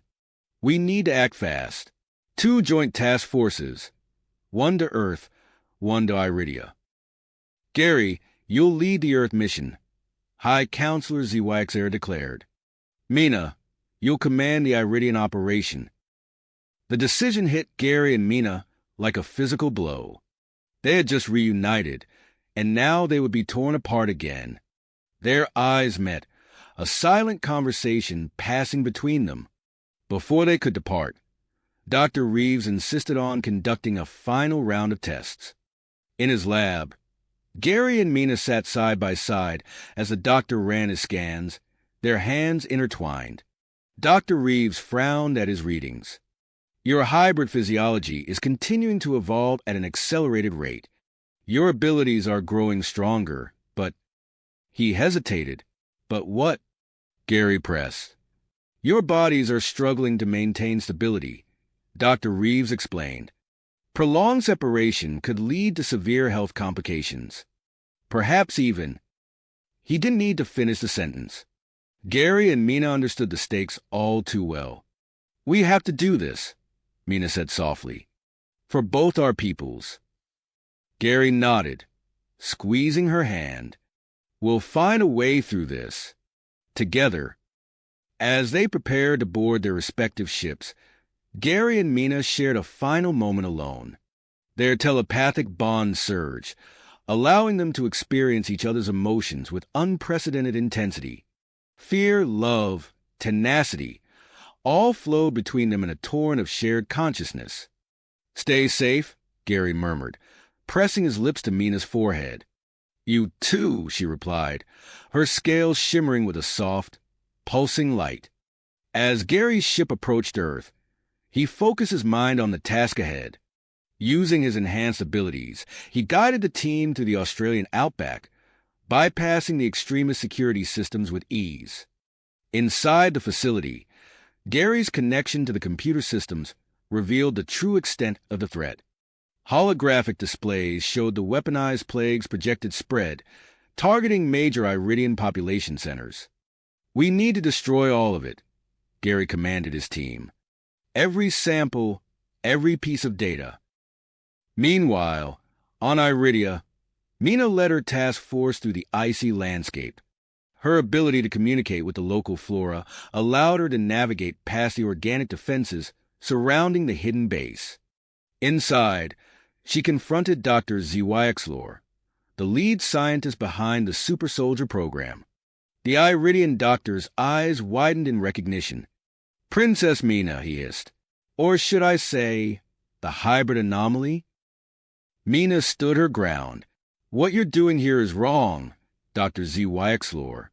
It threatens everything we've worked for." The scientist laughed bitterly. "Wrong? We're perfecting our species. using the very data from your genetic merger with the human. As both missions progressed, Gary and Mina began to feel the strain of separation. Sharp pains lanced through their bodies, and their telepathic link became erratic, filled with static and bursts of shared agony. In the Earth facility, Gary stumbled, nearly falling as a wave of disorientation washed over him. The sudden movement alerted a group of extremists who opened fire on the task force. "Cover me," Gary shouted, fighting through the pain. He placed his hand on a nearby console, interfacing directly with the facility's mainframe. The process was excruciating, threatening to tear his mind apart, but he pushed on, erasing all data on the weaponized plague. On Iridia, Mina gasped as she felt Gary's pain echoing through their bond. Using the momentary distraction, Dr. ZYXLOR attempted to activate the super soldier prototypes. Mina reached out with her mind, connecting to the Iridian biological network that controlled the facility's organic systems. With a cry of effort, she overloaded the network, causing a cascading failure throughout the base. The super soldier tanks burst, their contents dissolving harmlessly. As alarms blared in both facilities, Gary and Mina completed their missions. But the cost was high. They collapsed almost simultaneously, their vital signs fluctuating wildly as their hybrid physiologies struggled to cope with the strain. "Get them back to the station," Dr. Reeves ordered over the comlink. "It's their only chance." As the emergency evacuation began, news of Gary and Mina's actions spread rapidly across both Earth and Iridia. The public reacted with a mixture of awe and growing support for the cause of interspecies cooperation. But not everyone welcomed this shift in opinion. Senator Graves, leading a group of human purists, moved to block Gary's return to the space station. "He's become a threat to humanity," Graves declared to a crowd of supporters. "We can't allow this abomination back among us." On Iridia, followers of the imprisoned Commander Vex launched a series of attacks on key transportation hubs, attempting to prevent Mina from leaving the planet. As Gary and Mina's ships raced back to the neutral space station, their lives hanging in the balance, Admiral Hawthorne and High Counselor Zuaxera found themselves facing a critical decision. The fate of the hybrid heroes, and perhaps the future of human-Iridian relations, now rested in their hands. The fate of the hybrid heroes, and perhaps the future of human-Iridian relations, now rested in their decision. Admiral Hawthorne's teeth clenched as he surveyed the holographic display of the unfolding crisis. "We can't let them die," he stated, his voice firm with determination. "Not after everything they've sacrificed." High Counselor Zuaxera's scales rippled with agreement. "Agreed. We must act swiftly and decisively." Within minutes, a daring joint operation was underway. Human and Iridian ships, once locked in bitter conflict, now flew side by side, forming a protective corridor through space. The sleek, angular human vessels complemented the organic curves of their Iridian counterparts, creating an unprecedented display of interspecies cooperation. Aboard Gary's medical transport, alarms blared as his condition deteriorated rapidly. His body flickered between human and Iridian forms, each shift accompanied by agonizing spasms. Dr. Alara Chun, the lead physician, worked feverishly to stabilize him. "His hybrid physiology is breaking down," she reported, her voice tense. "We're losing him." On Mina's ship, the situation was only marginally better. Though her Iridian biology provided some resilience, she writhed in pain as waves of Gary's agony crashed through their telepathic link. Her scales pulsed with an erratic, feverish light. As the medical transports raced towards a neutral space station, an unexpected threat emerged. A motley fleet of ships appeared on the scanners, a hodgepodge of human and Iridian vessels united in their extremist cause. Admiral Hawthorne's eyes narrowed as he identified the lead ship. "Victor Kane," he growled. "I should have known he'd be behind this." High Counselor Zuaxera hissed in surprise. "And that's..." Zexera's ship. My daughter. Her voice carried a mix of anger and sorrow. The extremist fleet opened fire. Their attacks focused on the vulnerable medical transports. Admiral Hawthorne took direct command of the human defensive forces, while High Counselor Zexera coordinated the Iridian ships. Their decades of military experience shone through as they maneuvered their forces with practiced precision. Bravo Squadron, form up on the port flank, Hawthorne ordered. Iridian cruisers, take point and draw their fire. Zexera's commands flowed seamlessly with Hawthorne's strategy. Bioship cluster, engage intercept pattern Delta. Protect those transports at all costs. The space around the medical ships erupted into chaos. Energy weapons flashed, and organic projectiles hurtled through the void. In the midst of the firefight, Gary's transport took a direct hit. Major Elena Rodriguez, the transport's captain, made a split-second decision. Divert all power to engines in medical bay, she commanded. We're making a run for it. As Gary's ship surged forward, Mina senses peril through their bond. Despite her weakened state, she reached out to her transport's captain. We have to help them, she pleaded, her voice barely above a whisper.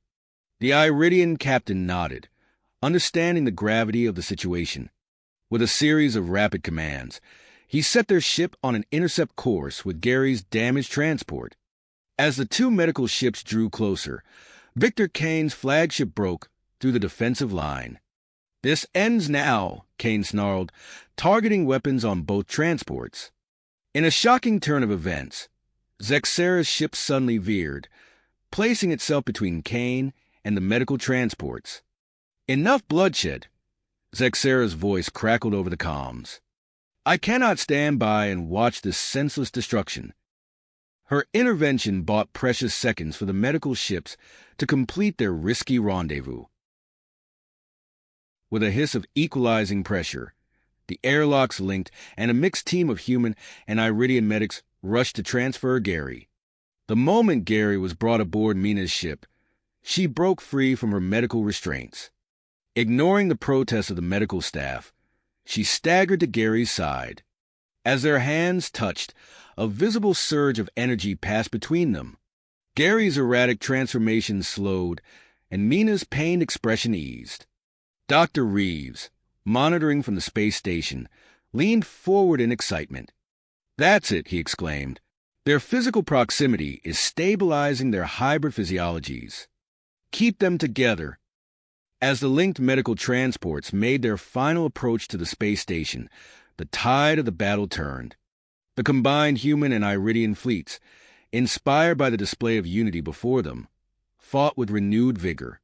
Victor Kane's forces were routed, his own ship disabled and adrift. Aboard the space station, Dr. Reeves and his team had prepared a specialized medical bay. As soon as Gary and Mina were rushed in, the experimental treatment began. Energy fields derived from the heart of convergence bathed the hybrid couple, while a complex array of medical equipment monitored their every vital sign. Hours passed as Gary and Mina's bodies slowly adapted to their hybrid state. Dr. Reeves watched the readouts with growing optimism. They're stabilizing, he reported to the anxious leaders waiting outside. But they're not out of the woods yet. Any future separation could still be dangerous.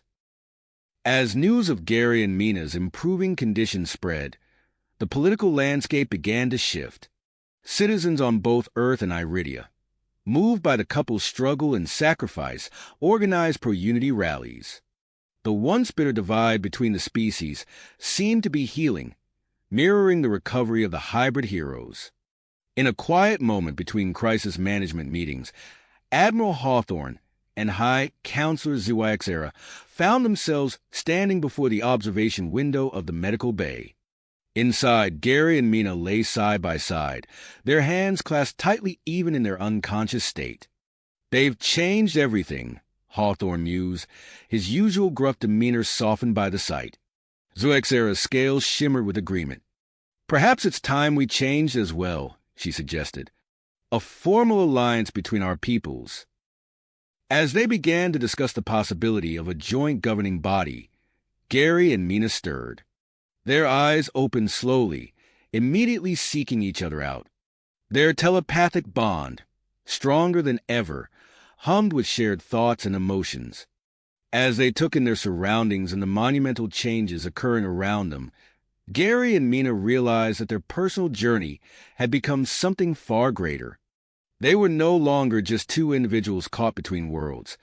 They had become the living bridge between two species, their very existence a symbol of unity and hope.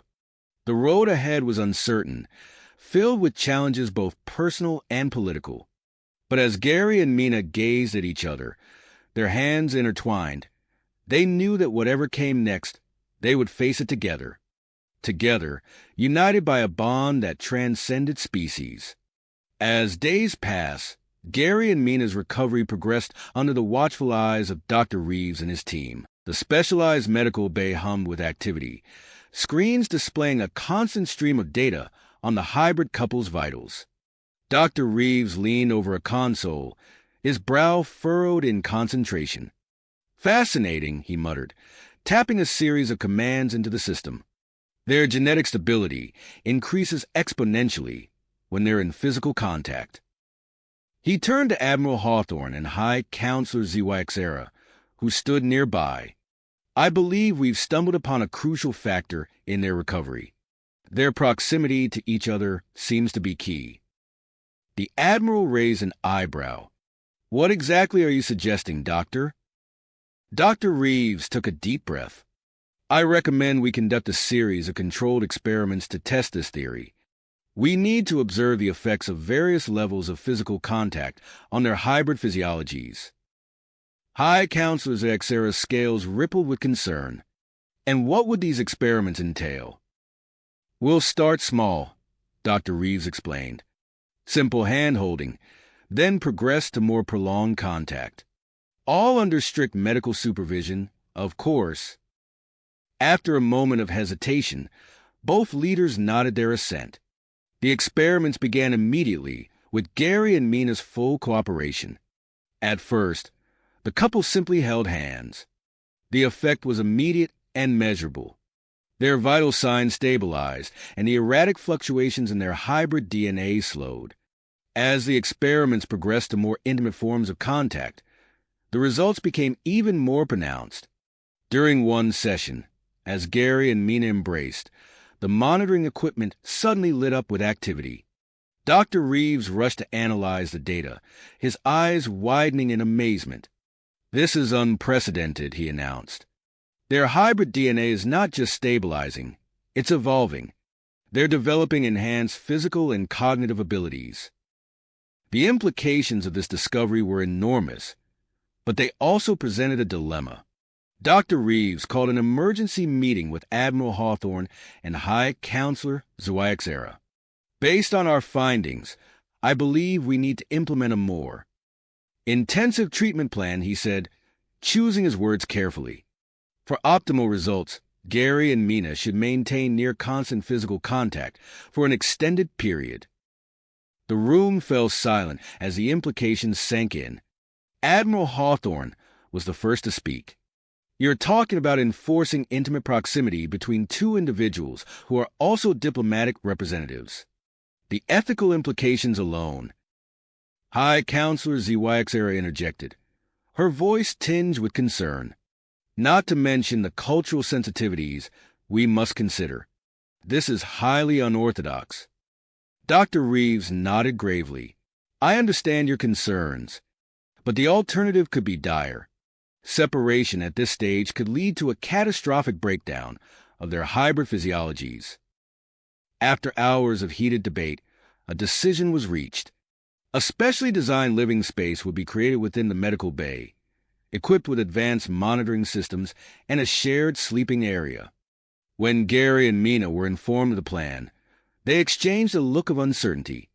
Their telepathic bond hummed with a mix of emotions, concern, embarrassment, but also an underlying current of anticipation. "We understand this is a lot to ask," Admiral Hawthorne said softly, "but it's the best chance for your full recovery." Gary nodded, his voice steady. "We're willing to do whatever it takes." Mina's scales shimmered in agreement. For the sake of our health, and for the future of human-Iridian relations. As they settled into their new living quarters, Gary and Mina found themselves navigating a complex emotional landscape. The forced intimacy was initially awkward, but their genuine affection and telepathic connection helped ease the tension. One evening, as they lay side by side in the shared bed, Mina turned to Gary. "This is not how I imagine our relationship progressing," she said, a hint of amusement in her voice. Gary chuckled softly. "Definitely not standard diplomatic protocol, that's for sure." His expression grew serious. "But I'm glad it's you I'm going through this with." Mina's hand found his, their fingers intertwining.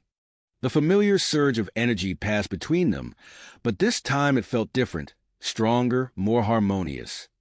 They drifted off to sleep, their bodies and minds more in sync than ever before. As news of their unique treatment spread beyond the space station, reactions varied wildly. Supporters of human-Iridian unity hailed it as a powerful symbol of cooperation. Critics, however, were quick to voice their outrage. Senator Graves seized the opportunity, holding a press conference on Earth. "This is a clear violation of diplomatic norms," he declared to a crowd of supporters. "How can we trust Gary to represent humanity's interests when he's literally in bed with the Iridians?" On Iridia, Elder Zaxuar led a group of traditionalists in protest. "Princess Mina has forsaken her heritage," he proclaimed. "Her intimate involvement with a human makes her unfit to rule." Despite the controversy, Gary and Mina's health continued to improve rapidly. Dr. Reeves marveled at the data pouring in from their monitoring systems. "Their hybrid DNA is integrating at an astonishing rate," he reported to Admiral Hawthorne and High Counselor ZYXera. "They're developing abilities we never thought possible. Enhanced strength, improved cognitive function. The potential is limitless." As Gary and Mina's recovery progressed, they began to discuss their unique position and the responsibilities it entailed. Their shared experiences and intimate bond gave them a perspective on human-Iridian relations that no one else possessed. "We need to address the ongoing challenges," Mina said one day as they sat together, her scales pulsing with willpower. "The plague cure distribution, the integration of our societies." Gary nodded, his mind already racing with ideas. "We're in a position to bridge the gap between our species in ways no one else can." Their discussions caught the attention of Admiral Hawthorne, who saw an opportunity. She approached High Counselor ZYXera with a proposal. "What if we created a new diplomatic role for Gary and Mina?" she suggested. "Joint ambassadors to a newly formed interspecies council." ZYXera's scales rippled with interest. Hybrid representatives who truly understand both cultures. It could be exactly what we need to move forward. As plans for this new role began to take shape, an urgent message arrived from Earth. Dr. Reeves burst into Gary and Mina's quarters, his face pale. "We receive reports of isolated cases of the plague mutating," he said, his voice tight with concern.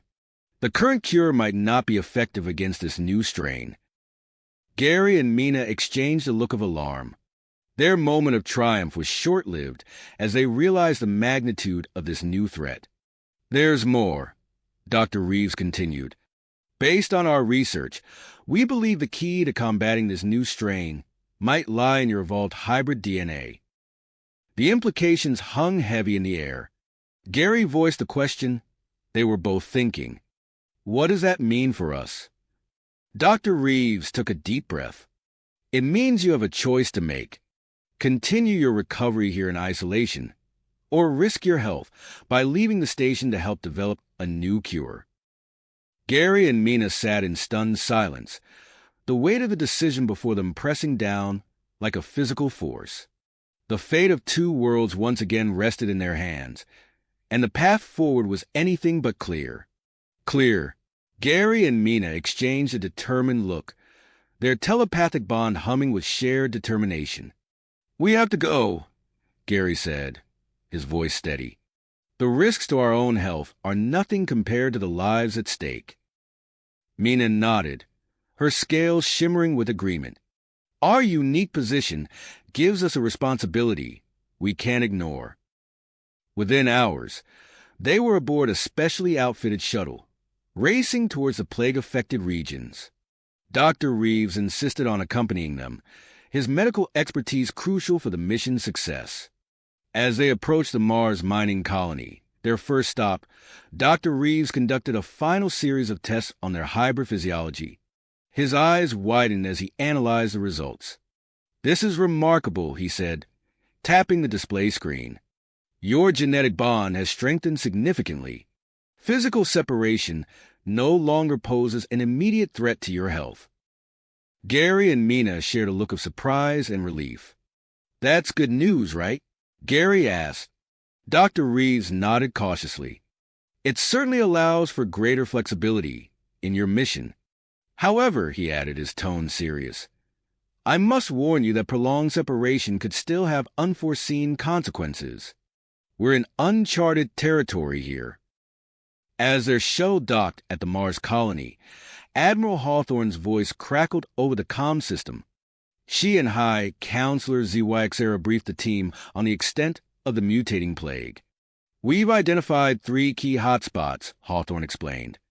"The Mars mining colony, Iridian agricultural settlement on their 3rd moon, and a joint research outpost on a neutral planet. Your mission is to visit each site, collect data on the mutated plague, and use your unique abilities to assist the local medical teams." The gravity of their task settled over the group as they prepared to disembark. Gary and Mina spent the remaining time in transit undergoing intensive training to maximize their enhanced abilities. They practiced controlling their newfound strength and agility, while also honing their telepathic communication skills. As the airlock hissed open, they were hit by the stark reality of the situation. The Mars colony, usually a bustling hub of activity, was eerily quiet. Emergency medical personnel rushed past, their faces hidden behind protective gear. Dr. Reeves immediately set up a temporary lab, while Gary and Mina got to work. Gary's enhanced ability to interface with human technology allowed him to quickly access and analyze the colony's medical data. His fingers flew over the holographic displays, identifying patterns in the plague's mutation that had eluded the local scientists. Meanwhile, Mina moved through the quarantine areas, her enhanced empathic abilities allowing her to soothe the fears of the infected. Her presence had a calming effect, making it easier for the medical staff to administer treatments. As they worked tirelessly to combat the outbreak, an alarm suddenly blared through the colony. Security forces rushed past, weapons drawn. "We're under attack," a colony official shouted, his voice tight with panic.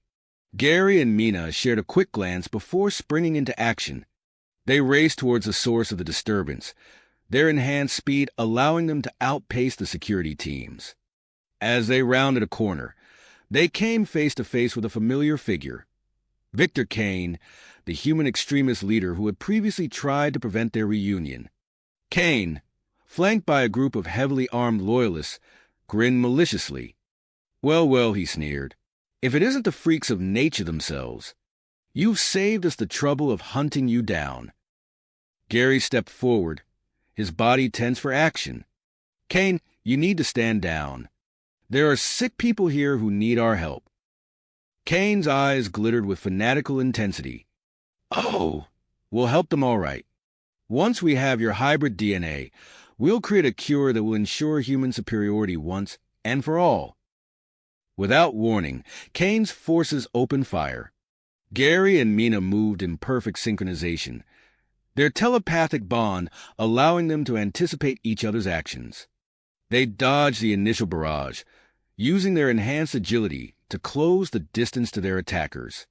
As the fight intensified, Gary made a startling discovery. When he grabbed one of the colony's security officers to pull him out of harm's way, he felt a surge of energy flow from his body to the officers. The man gasped, suddenly moving with increased speed and strength.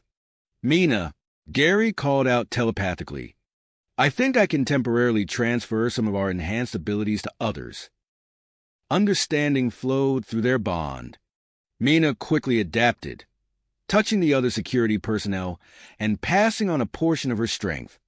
The tide of the battle quickly turned as the empowered security forces overwhelmed Kane's group. In the aftermath of the attack, as Kane and his loyalists were taken into custody, Gary and Mina refocused on their primary mission. They worked with Dr. Reeves to analyze the data they had gathered on the mutated plague. "The new strain is targeting the respiratory system more aggressively," Dr. Reeves noted, studying the holographic models. "That explains its rapid spread in the enclosed environment of the Mars colony." As they prepared to depart for the Iridian moon, their next destination, an urgent message arrived from High Counselor Zuaxera. Her holographic image flickered to life, her scales rippling with concern. "Gary, Mina, we have a situation on Iridia," she said, her voice tight. "Elder Zaxuar has gained significant political support. He's pushing for legislation that would ban all human Iridian genetic research. If he succeeds, it could cripple our efforts to combat the mutated plague." Mina's scales darkened with worry. "What do you need us to do, High Counselor?" "I hate to disrupt your mission, but your presence on Iridia could be crucial in countering Zaxuar's influence. Can you make a detour before proceeding to the moon colony?" Gary and Mina exchanged a look, silently weighing their options. The plague was spreading rapidly, but without political support, their efforts to find a cure could be futile. "We'll set course for Iridia immediately," Gary confirmed. As their shuttle changed direction, heading towards the Iridian homeworld, Gary and Mina felt a new tension building. They had faced physical dangers and medical crises, but now they were about to enter a political battlefield that could determine the fate of both their species. The journey to Iridia was filled with preparation. They reviewed political briefings, practiced diplomatic protocols, and steeled themselves for the challenges ahead. Yet as they approached the planet, a new complication arose. Gary winced, rubbing his temples. "Mina, are you feeling this?" Mina nodded, her scales pulsing with discomfort. "A headache and a strange, pulling sensation?" Dr. Reeves rushed to scan them, his face growing serious as he studied the results. "It appears the separation from the specialized medical bay on the space station is having an effect after all. Your earlier genetic stability might have been temporary." As their shuttle began its descent towards the Iridian capital, Gary and Mina grappled with this new development. The success of their mission, and possibly the future of human-Iridian relations, hinged on their performance in the coming hours. Yet their own health was once again in jeopardy. They stepped onto the landing platform, cameras flashing and crowds cheering and jeering in equal measure. The couple stood tall, presenting a united front despite their internal turmoil. As they made their way towards the High Council chambers, they knew that every word, every action in the coming debate could tip the balance between cooperation and conflict. The doors to the council chamber loomed before them, and with a shared breath, Gary and Mina stepped forward into the political arena, ready to fight for the future of both their species. Races and factions that hinged on their every move. As they approached the council chamber entrance, a wave of dizziness washed over Gary. He stumbled, catching himself against the ornate door frame. Mina felt it too, her scales flickering with discomfort. "Are you all right?" she asked telepathically, steadying him with a gentle touch. Gary nodded, forcing a smile. "Just a bit lightheaded. Let's get this over with." But before they could step inside, Dr. Reeves' voice crackled urgently through their communication devices. "Gary, Mina, you need to return to the station immediately. I've made a critical discovery about the mutated plague." The couple exchanged a worried glance. The timing couldn't have been worse, but they knew the gravity of Dr. Reeves' work. Without a word, they turned away from the council chamber, ignoring the surprised murmurs of the gathering crowd. As they hurried back to their shuttle, Elder Zaxuar's voice boomed from the chamber speakers. See how they flee. This is proof of human culpability in the plague's origins. Mina's scales darkened with frustration, but they had no time to counter the accusations. The shuttle's engines roared to life, and they shot into Iridia's atmosphere, leaving a storm of political chaos in their wake. The journey back to the space station was agonizing.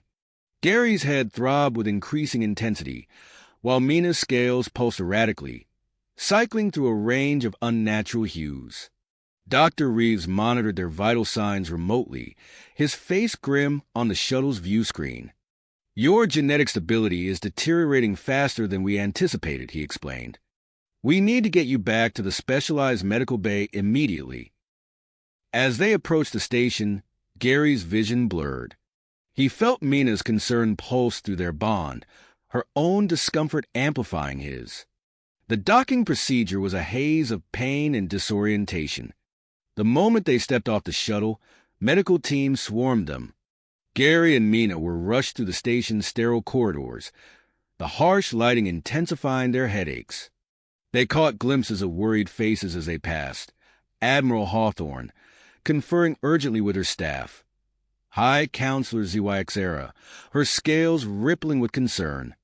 In Dr. Reeves' lab, the couple was immediately ushered onto examination tables.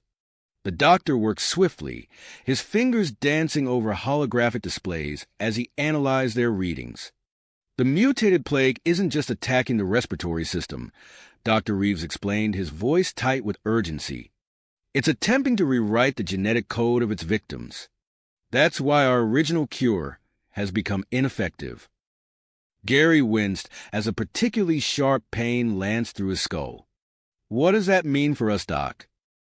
Dr. Reeves' expression was a mix of excitement and apprehension. Your hybrid DNA may hold the key to creating a more robust cure, one that can adapt to the plague's mutations. But to develop it, I need to perform a series of genetic tests. Mina's scales flickered weakly.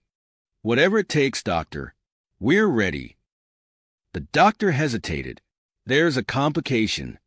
The tests require you to be separated and placed in isolated chambers. Given your current condition, the process could be dangerous. Gary reached out, grasping Mina's hand.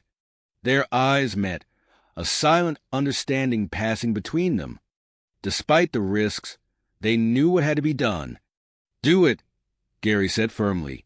The next few hours were a blur of medical procedures and increasing discomfort. Gary and Mina were placed in separate isolation chambers, their bond stretching thin as the distance between them grew. Through the transparent walls, they could see Dr. Reeves and his team working feverishly, but the sound was muffled, creating an eerie sense of disconnection. As the genetic test progressed, Gary felt as if his very cells were rebelling. His muscles spasmed and waves of nausea washed over him. Across the lab, he could see Mina's scales rapidly changing color, a visual representation of her own internal turmoil. Suddenly, alarms blared throughout the station. Admiral Hawthorne's voice came over the intercom, tense and controlled. Security breach in Sector 7. All non-essential personnel, evacuate immediately. Security teams to your designated positions. Through the haze of pain, Gary saw Dr. Reeves react to a message on his personal communicator. The doctor's face paled, and he began rapidly inputting commands into the lab's computer system. What's happening? Gary called out, his voice hoarse. Dr. Reeves glanced up, his expression grim. Victor Kane has infiltrated the station with a team of extremists. They're after our research data. Gary's heart raced. He looked across at Mina, seeing his own alarm reflected in her eyes. They were trapped in the isolation chambers, weakened and separated, as a new threat bore down on them. The lab's doors sealed shut, engaging emergency lockdown protocols. Dr. Reeves and his team worked frantically to secure their data and prepare defenses. But Gary knew it wouldn't be enough. Kane and his extremists were coming, and they were the last line of defense protecting the crucial research that could save both their species. Gritting his teeth against the pain, Gary focused his mind, reaching out with his technopathic abilities. He could feel the station systems responding to his touch, but his control was shaky, his powers fluctuating wildly. "Mina," he called out telepathically, their bond straining with the effort. "Can you sense them? Where are they?" Mina's response came faintly, her mental voice tinged with pain. "Close. Very close. Moving fast." Gary redoubled his efforts, pushing through the agony to interface with the lab security systems. Warning lights flashed as he overrode the lockdown on their isolation chambers. The transparent walls began to retract, but agonizingly slowly.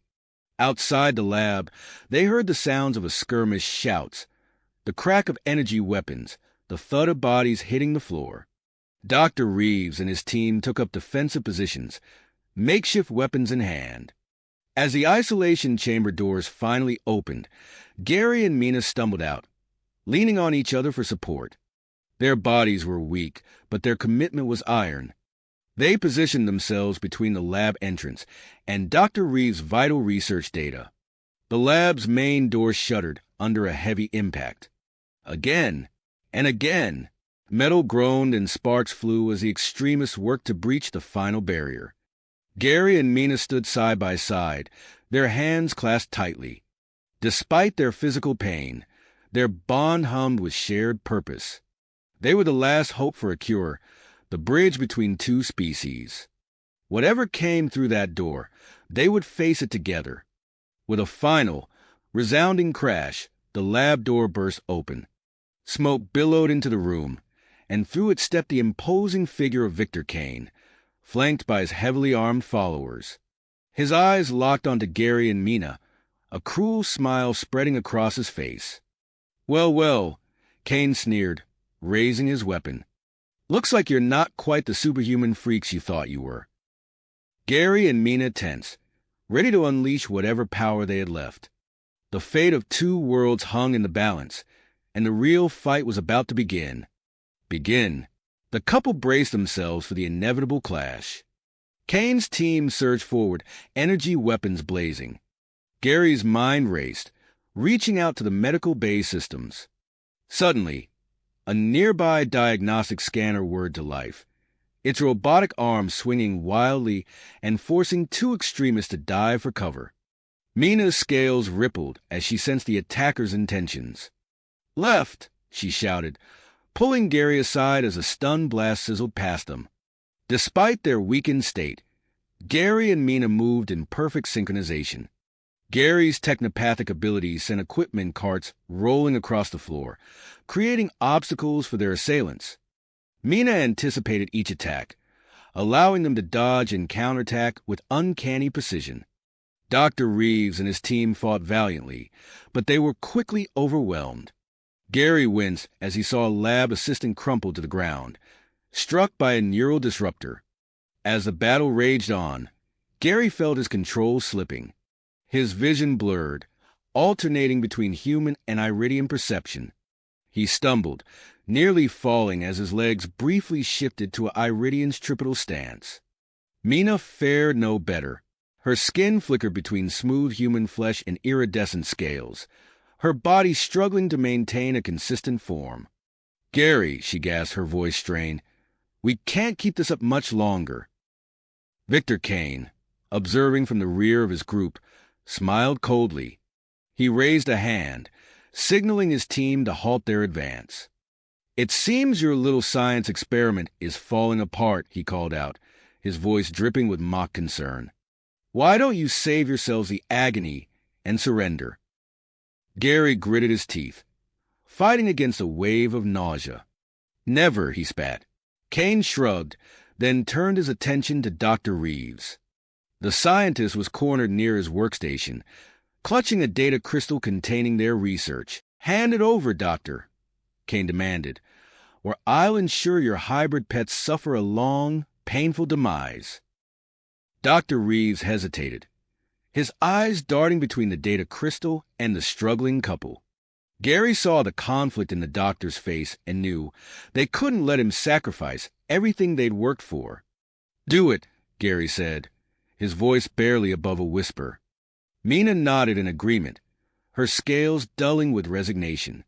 As Kane moved to take the crystal, alarms blared throughout the station. Admiral Hawthorne's voice echoed through the comms. "Security breach contained. Response team en route to the medical bay." In that moment of distraction, Dr. Reeves lunged for a nearby console. His fingers flew across the controls, initiating an emergency protocol. A transparent barrier slammed down, separating him and the vital research from the rest of the room. Kane snarled in frustration, turning his fury on Gary and Mina. "You've sealed your fate," he growled, advancing on the weakened couple. Gary and Mina exchanged a glance, a silent understanding passing between them. They had one last card to play. Clasping hands, they dove deep into their telepathic bond. The physical world faded away as their minds intertwined, pushing past the limits of their hybrid physiology. Energy surged through their linked consciousness, temporarily stabilizing their fluctuating DNA. When their eyes snapped open, they moved as one. Gary's technopathic abilities, amplified by their shared focus, seized control of the medical bay systems. Force fields sprang to life, trapping Kane's team in shimmering energy bubbles. Mina extended her empathic senses, targeting the extremist minds. One by one, they collapsed, overwhelmed by a flood of incapacitating emotions. Victor Kane, realizing his plan was unraveling, made a desperate lunge towards the couple. Gary raised a hand, and a final force field materialized, slamming into Kane and pinning him against the wall. The medical bay doors burst open as Admiral Hawthorne's security team poured in, quickly securing the unconscious extremists. Kane struggled against his energy prison, hurling threats and obscenities. As the adrenaline of battle faded, the strain of their mental link took its toll. Gary and Mina's vision blurred, their legs giving out beneath them.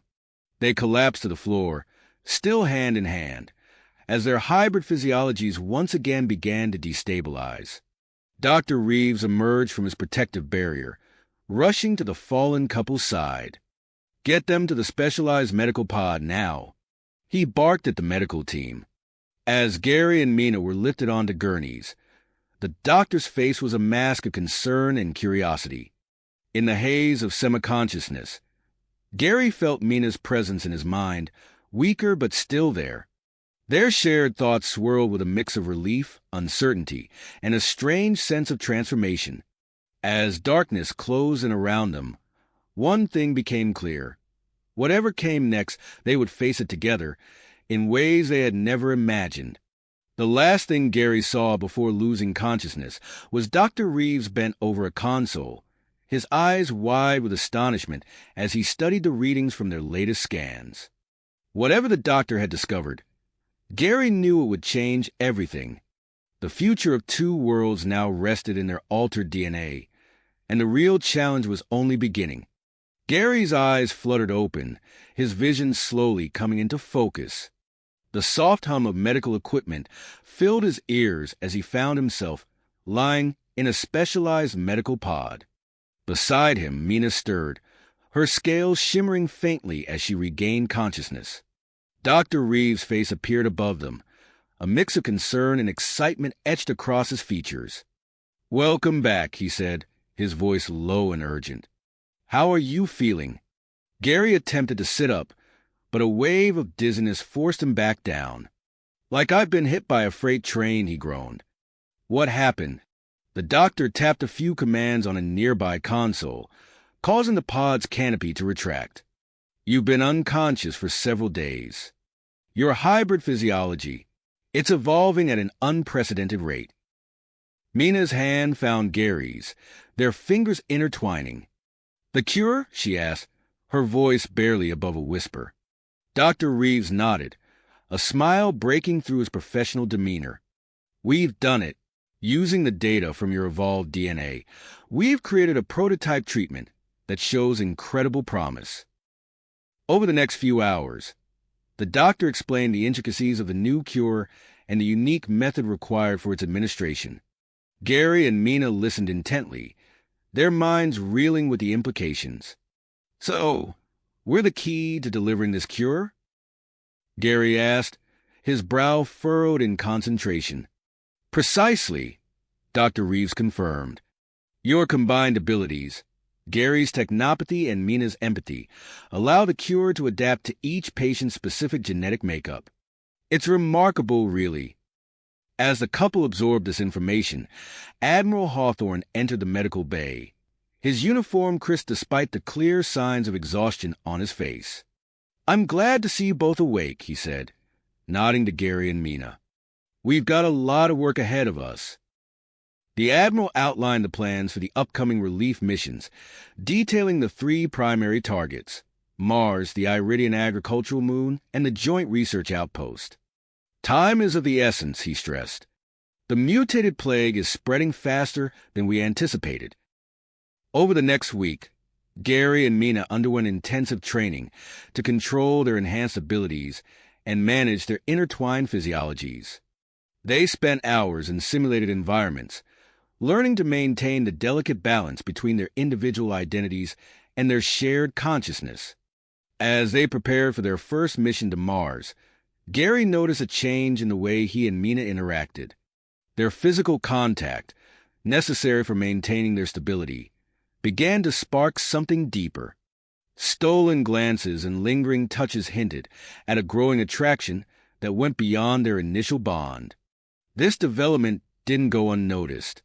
Gary overheard hushed conversations among the diplomatic corps, expressing concerns about their objectivity as ambassadors. In response, Admiral Hawthorne introduced a new protocol: specialized biosuits that would monitor their physiological responses and emotional states during diplomatic interactions. As Gary zipped up his biosuit, he couldn't help but feel a twinge of unease. "It feels like we're under a microscope," he muttered to Mina as they boarded the shuttle bound for Mars. Mina's scales rippled in agreement. "I know," she replied softly. "But if it helps build trust, it's worth it." The journey to Mars was tense, filled with last-minute preparations and briefings. As they entered the planet's atmosphere, Gary's breath caught in his throat. The red landscape below was dotted with the gleaming domes of the mining colony. But even from this height, he could see signs of the plague's devastation. Their shuttle touched down in the colony's main hangar, and Gary and Mina stepped out into a world of chaos. Medical personnel rushed back and forth, their faces drawn with exhaustion. The air was thick with the acrid smell of disinfectant and fear. A haggard-looking colony administrator greeted them, his eyes widening as he took in their appearance. "Thank God you're here," he said, his voice hoarse. "We've got over 70% of the population infected. We're at our breaking point." Gary and Mina exchanged a determined look. Without a word, they followed the administrator to the makeshift hospital that had been set up in the colony's largest dome. The scene that greeted them was heart-wrenching. Rows upon rows of beds filled the space, each occupied by a patient in various stages of the mutated plague. The air was filled with the sound of labored breathing and the beeping of medical equipment. Taking a deep breath, Gary reached out and took Mina's hand. As their fingers interlaced, he felt a surge of energy course through him. Their eyes met, and in that moment, they were more in sync than ever before. Moving to the first patient, an elderly woman whose skin had taken on a sickly gray hue, Gary placed his free hand on the medical console beside her bed. His mind reached out, interfacing with the colony's systems, optimizing the delivery mechanism for the cure. Simultaneously, Mina extended her empathic abilities, her consciousness gently brushing against the woman's mind. She could feel the patient's pain and fear, but also a flicker of hope.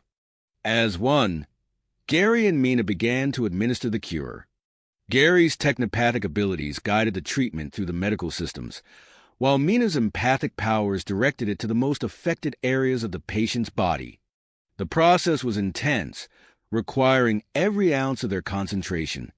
Gary felt sweat beading on his forehead as he maintained the delicate balance of the cure's delivery. Beside him, Mina's scales flickered rapidly, a visual representation of the effort she was expending. But as they worked, something unexpected happened. Their telepathic bond, already strong, intensified to a degree they had never experienced before.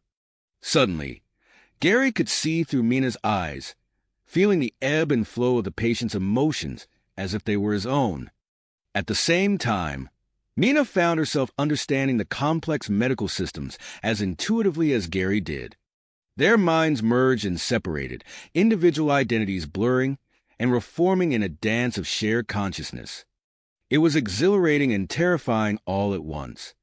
As they completed the treatment for the first patient, Gary and Mina staggered back, overwhelmed by the intensity of the experience. The colony's medical staff rushed forward to monitor the patient's vitals. "It's working," one of the doctors exclaimed, her eyes wide with amazement. "Her cellular structure is stabilizing. The plague is actually receding." A ripple of hope spread through the room. Gary and Mina shared a tired but triumphant smile. They had done it, but as they turned to face the rows of patients still waiting for treatment, they knew their work was far from finished. As they moved to the next patient, Gary couldn't shake the feeling that something fundamental had changed within them. Their evolving abilities and deepening connection were taking them into uncharted territory. What other surprises lay in store as they continued their mission?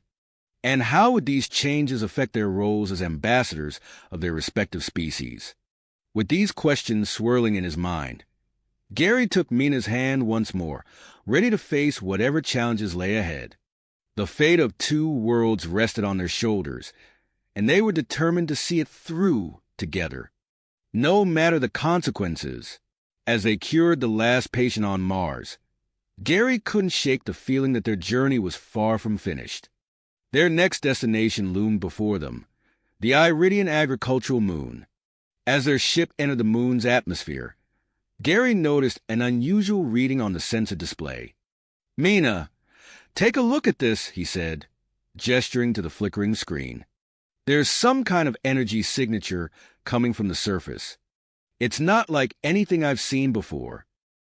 Mina leaned in, her scales shimmering with curiosity.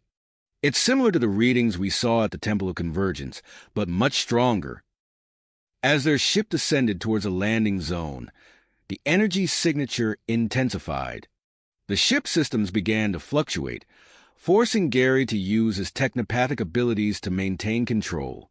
They touched down in a vast field of swaying crops, the stalks of vibrant purple unique to Iridian agriculture. As they disembarked, the ground beneath their feet seemed to pulse with hidden energy. "We should investigate this before we begin distributing the cure," Mina suggested, her eyes scanning the horizon. "It could be important." Gary nodded in agreement. They set off across the field, following the increasing strength of the energy signature. After a short walk, they came upon a section of crops that seemed to ripple and distort, revealing the outline of a hidden structure. Using their combined abilities, Gary and Mina deactivated the cloaking technology. A massive temple complex materialized before them, its architecture strikingly familiar. "It looks just like the Temple of Convergence," Gary breathed, all evident in his voice.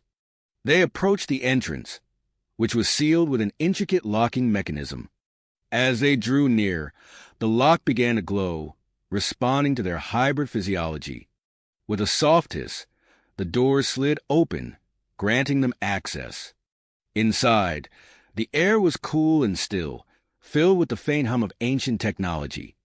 Their footsteps echoed as they made their way through winding corridors, guided by the pulsing energy that grew stronger with each step. Finally, they entered a vast central chamber. At its heart stood a device that bore a striking resemblance to the heart of Convergence, but more advanced in design. Its surface was etched with intricate patterns that seemed to shift and change as they watched. Should we activate it? Mina asked, her voice hushed with reverence.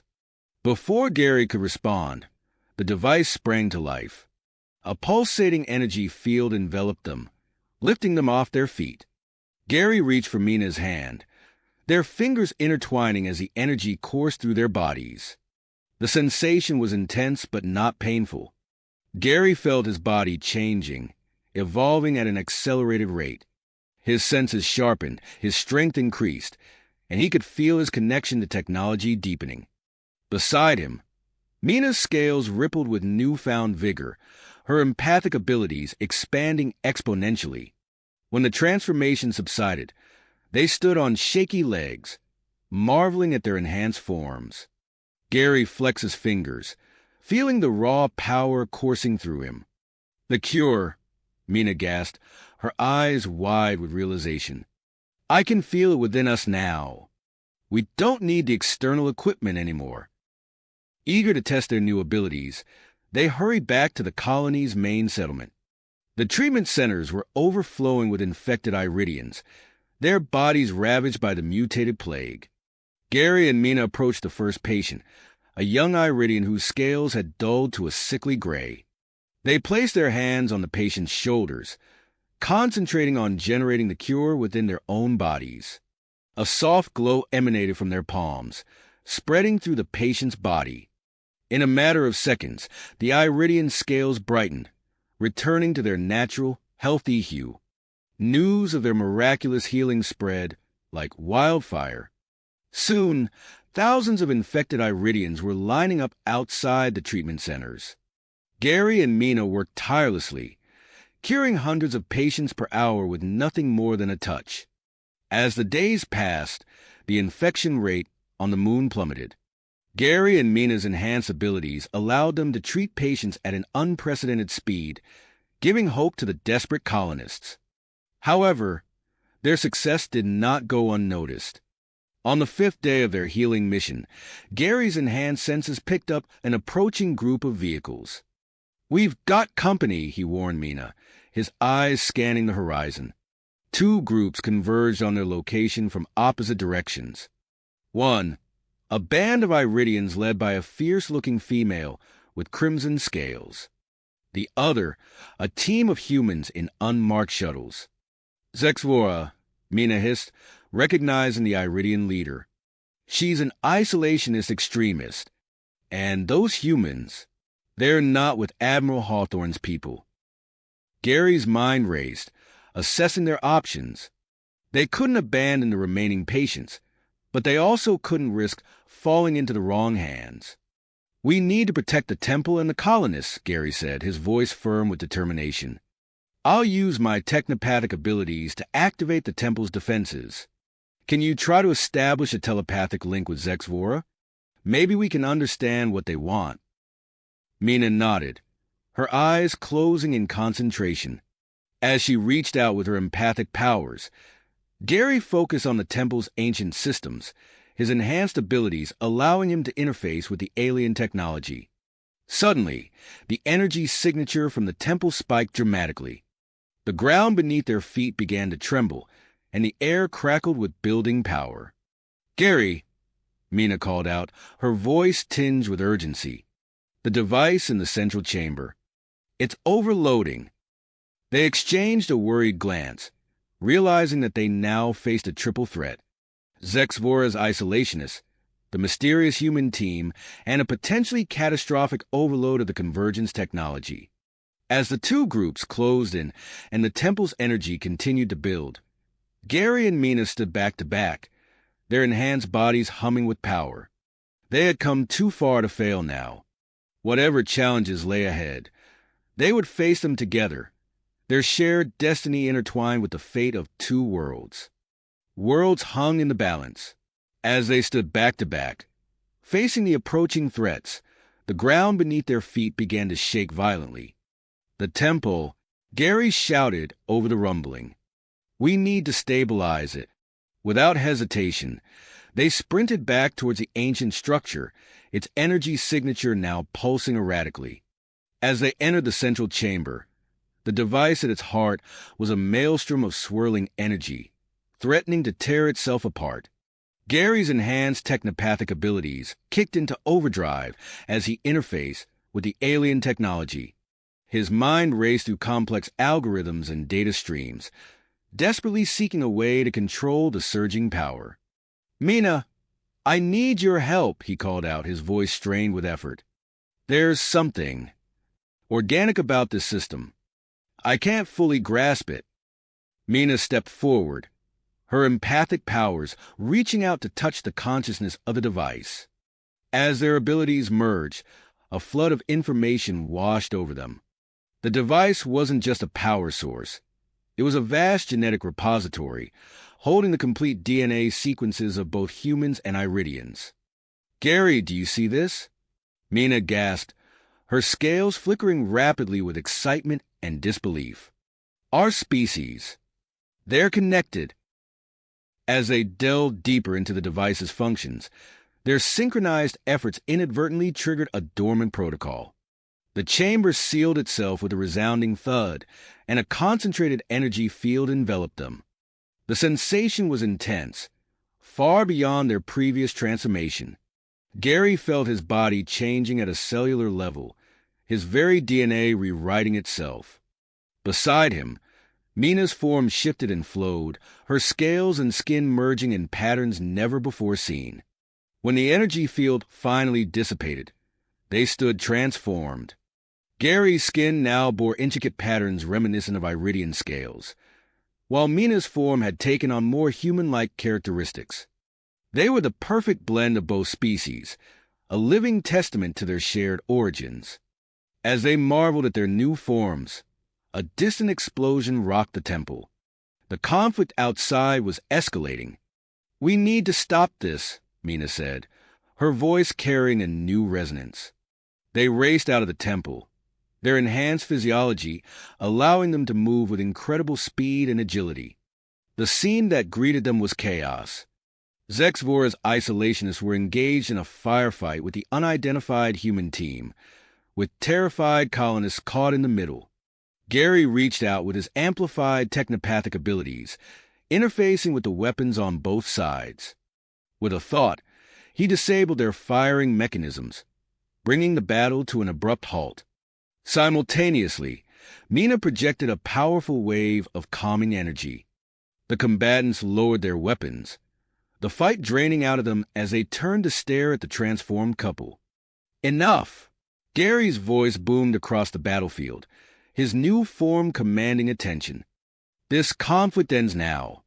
Zexvora, her crimson scales jam-packed with anger, stepped forward. "Who are you to command us? What have you done to yourselves?"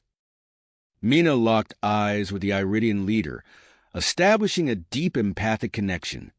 In an instant, she shared the truth they had discovered, the shared origins of their species, the purpose of the temple, the potential for unity. Zexvora staggered back, her worldview shattered. It can't be," she whispered, her voice trembling. From the human side, a figure emerged. It was Dr. Blackwood, her eyes alight with scientific curiosity. "Fascinating," she breathed, approaching Gary and Mina. "You achieved true hybrid status. The scientific implications are staggering." As the gravity of the situation settled over the gathered crowd, a new crisis emerged.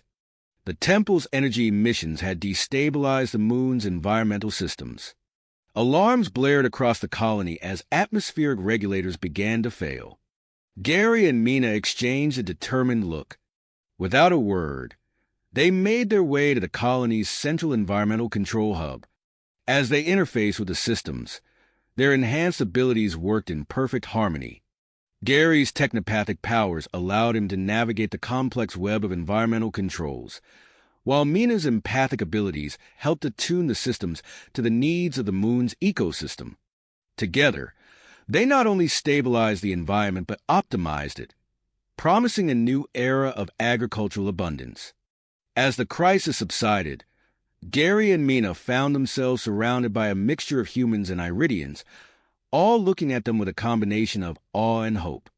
"You've saved us. a young Iridian colonist said, stepping forward. And you've shown us a new path. Is it possible? Could we evolve as you have?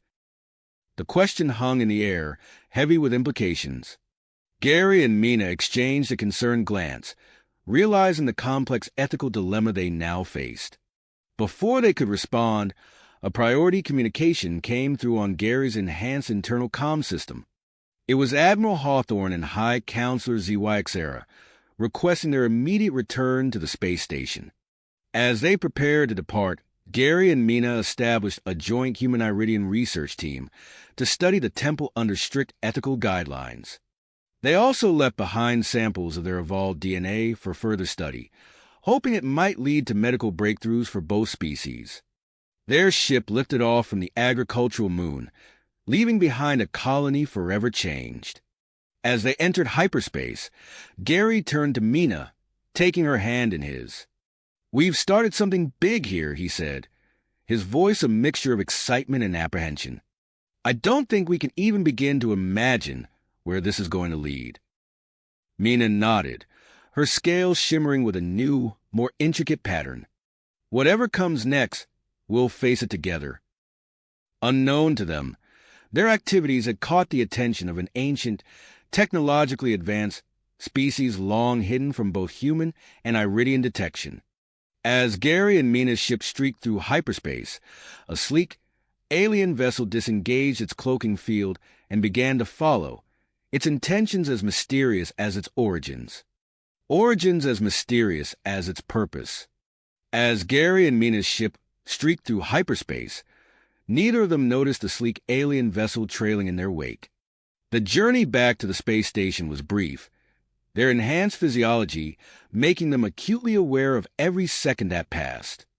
As they emerged from hyperspace, the massive structure loomed before them, its familiar contours now seeming somehow different through their evolved senses. Gary guided their ship towards the docking bay, his heightened connection to technology allowing him to interface with the station's systems effortlessly. As they touched down, he turned to Mina, his newly patterned skin shimmering under the bay's lights. "Ready?" he asked, his voice carrying a new timbre that blended human and Iridian tones. Mina nodded, her scales rippling with a mix of anticipation and nervousness. "As ready as we'll ever be." The moment they stepped out of their ship, a hush fell over the docking bay. Station personnel, both human and Iridian, stopped in their tracks, staring at the transformed couple with a mixture of awe and shock. Before they could take more than a few steps, a team of medical staff in protective suits surrounded them. Dr. Reeves, her eyes wide with scientific curiosity, approached cautiously. "Gary, Mina," she said, her voice slightly muffled by her suit's comm system. "We need to get you to quarantine immediately for examination. Please come with us." As they were escorted through the station's corridors, Gary and Mina could sense the mix of emotions emanating from everyone they passed. Fear, wonder, hope, and suspicion swirled around them like an invisible fog. In the specialized quarantine facility, Dr. Reeves and her team worked tirelessly, conducting a battery of tests on the couple. Blood samples were taken, scans were performed, and every aspect of their new physiology was scrutinized. "This is unprecedented," Dr. Reeves muttered as she reviewed the results. "Your genetic structure is incredibly stable, and your physical capabilities. They're off the charts." While the medical team continued their examinations, Admiral Hawthorne and High Counselor ZYXera arrived for debriefing. The two leaders stood on the other side of a transparent barrier, their expressions a mix of concern and fascination. "Tell us everything," Admiral Hawthorne commanded, his voice firm but tinged with awe. Gary and Mina recounted their experiences on the agricultural moon, describing the ancient temple and its genetic repository. As they spoke, they could see the implications of their discoveries dawning on the faces of their leaders. "A shared origin," High Counselor ZYXera whispered, her scales fluctuating with emotion. "This changes everything." As the debriefing continued, Gary's enhanced hearing picked up commotion outside the quarantine area. He turned to Mina, seeing the same realization in her eyes. "Something's happening out there," he said, focusing his senses. Through the barrier, they could hear Ray's voices and the sound of rapidly approaching footsteps. Suddenly, the door burst open, and Senator Graves strode in, flanked by security personnel. "Admiral Counselor," he said, his voice dripping with barely suppressed anger, "I demand that these individuals be confined for further study. They pose an unknown threat to both our species." Before anyone could respond, alarms began blaring throughout the station. A voice came over the intercom, urgent and filled with panic. "Emergency alert! Massive outbreak reported at the Joint Research Outpost. All available medical personnel report for immediate deployment." The room erupted into chaos as everyone began talking at once. Admiral Hawthorne raised his voice above the din. "Enough!" he shouted, silencing the room. He turned to Gary and Mina, his expression grim. "We need you two at that outpost. Now." As they prepared to leave, Gary's newly heightened senses tingled. He turned to Mina, seeing the same alertness in her eyes.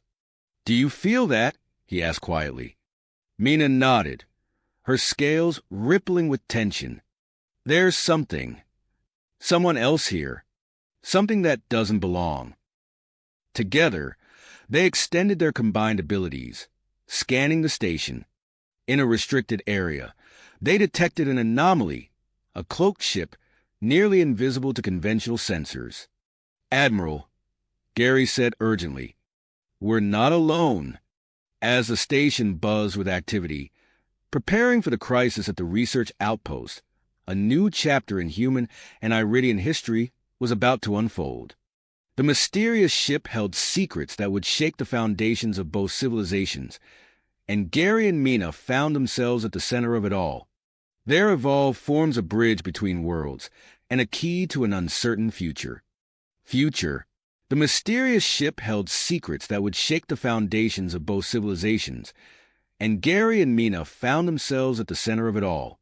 Their evolve forms a bridge between worlds and a key to an uncertain future. As their ship entered the swirling gases of the turbulent nebula, Gary and Mina's enhanced senses picked up the distress signals emanating from the Joint Research Outpost long before their instruments detected them. The planetoid came into view, a small, rocky world surrounded by a haze of multicolored gases. "I can feel their pain," Mina whispered, her scales rippling with empathy. "It's overwhelming." Gary nodded, his newly patterned skin pulsing with a soft glow. "We need to act fast." As they approached the docking bay, they saw signs of chaos through the station's viewports. People were running, some collapsing where they stood. The couple exchanged a determined look as they prepared to disembark. The moment the airlock opened, they were hit by a wave of desperation and fear. Dr. Alara Voss, a tall woman with striking green eyes, rushed to meet them. Her face was drawn with exhaustion, dark circles under her eyes betraying sleepless nights. "Thank the stars you're here," she said, her voice hoarse. "We're losing control. Over 70% of our population is infected, and our medical facilities can't keep up." As Dr. Voss led them through the corridors, Gary and Mina saw the full extent of the crisis. The halls were lined with makeshift beds, each occupied by a patient in various stages of the mutated plague. Humans and Iridians alike writhed in agony, their bodies covered in an angry, pulsating rash. The main medical bay was a scene of controlled chaos. Overworked medical staff moved frantically between patients, their protective suits barely containing their own fear and exhaustion. Without hesitation, Gary and Mina moved to the most critical patients. They placed their hands on the afflicted, channeling their combined abilities. A soft glow emanated from their touch, spreading through the patients' bodies. Within moments, the rash began to recede and vital signs stabilized. Word of their miraculous healing spread quickly through the outpost. Hope, a commodity in short supply, began to return to the faces of both the infected and the caregivers. As they worked tirelessly, moving from patient to patient, Gary and Mina noticed that their cure wasn't equally effective for everyone. Those in the later stages of infection required prolonged physical contact, draining the couple's energy reserves. "We need to prioritize," Gary said, his voice strained as he finished with a particularly difficult case. "Focus on those we can help quickly, then come back for the more severe cases." Mina nodded, her scales flickering with dedication. As they continued their work, they became aware of subtle changes in their own bodies. Their hybrid features became more pronounced, and a new ability emerged. They could communicate telepathically across increasingly greater distances. "This is incredible," Mina's voice echoed in Gary's mind as they worked on opposite sides of the medical bay. "We can coordinate our efforts much more effectively now." Their enhanced abilities allowed them to treat patients at an unprecedented rate, but the sheer number of infected pushed them to their limits. Hours blended together as they moved through the outpost, touching and healing, their energy waning but their perseverance unshakable. Dr. Voss, monitoring their progress, insisted on regular checkups. During one such examination, her eyes widened as she studied the results. "Your DNA. It's continuing to evolve," she said, her voice a mix of awe and concern. "It seems to be adapting to combat the mutated plague more effectively." As Gary and Mina processed this information, a commotion erupted in the recovery ward. A group of recently treated patients were exhibiting unusual symptoms, enhanced strength, heightened senses, and in some cases, the beginnings of hybrid features similar to Gary and Mina's. Dr. Voss rushed to examine these patients, her face growing more concerned with each passing moment. "It appears that prolonged exposure to your healing abilities has triggered some kind of genetic change in these individuals," she explained.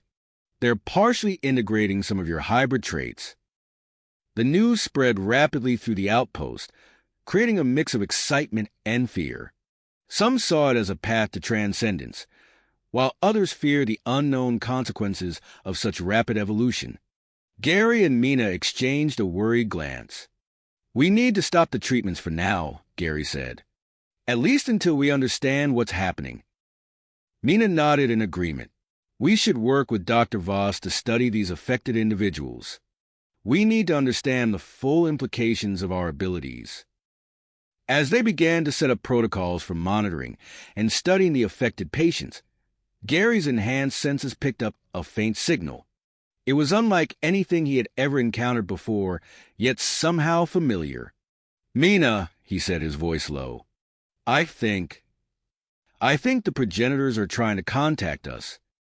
Their eyes met, a mix of anticipation and apprehension reflected in their hybrid features.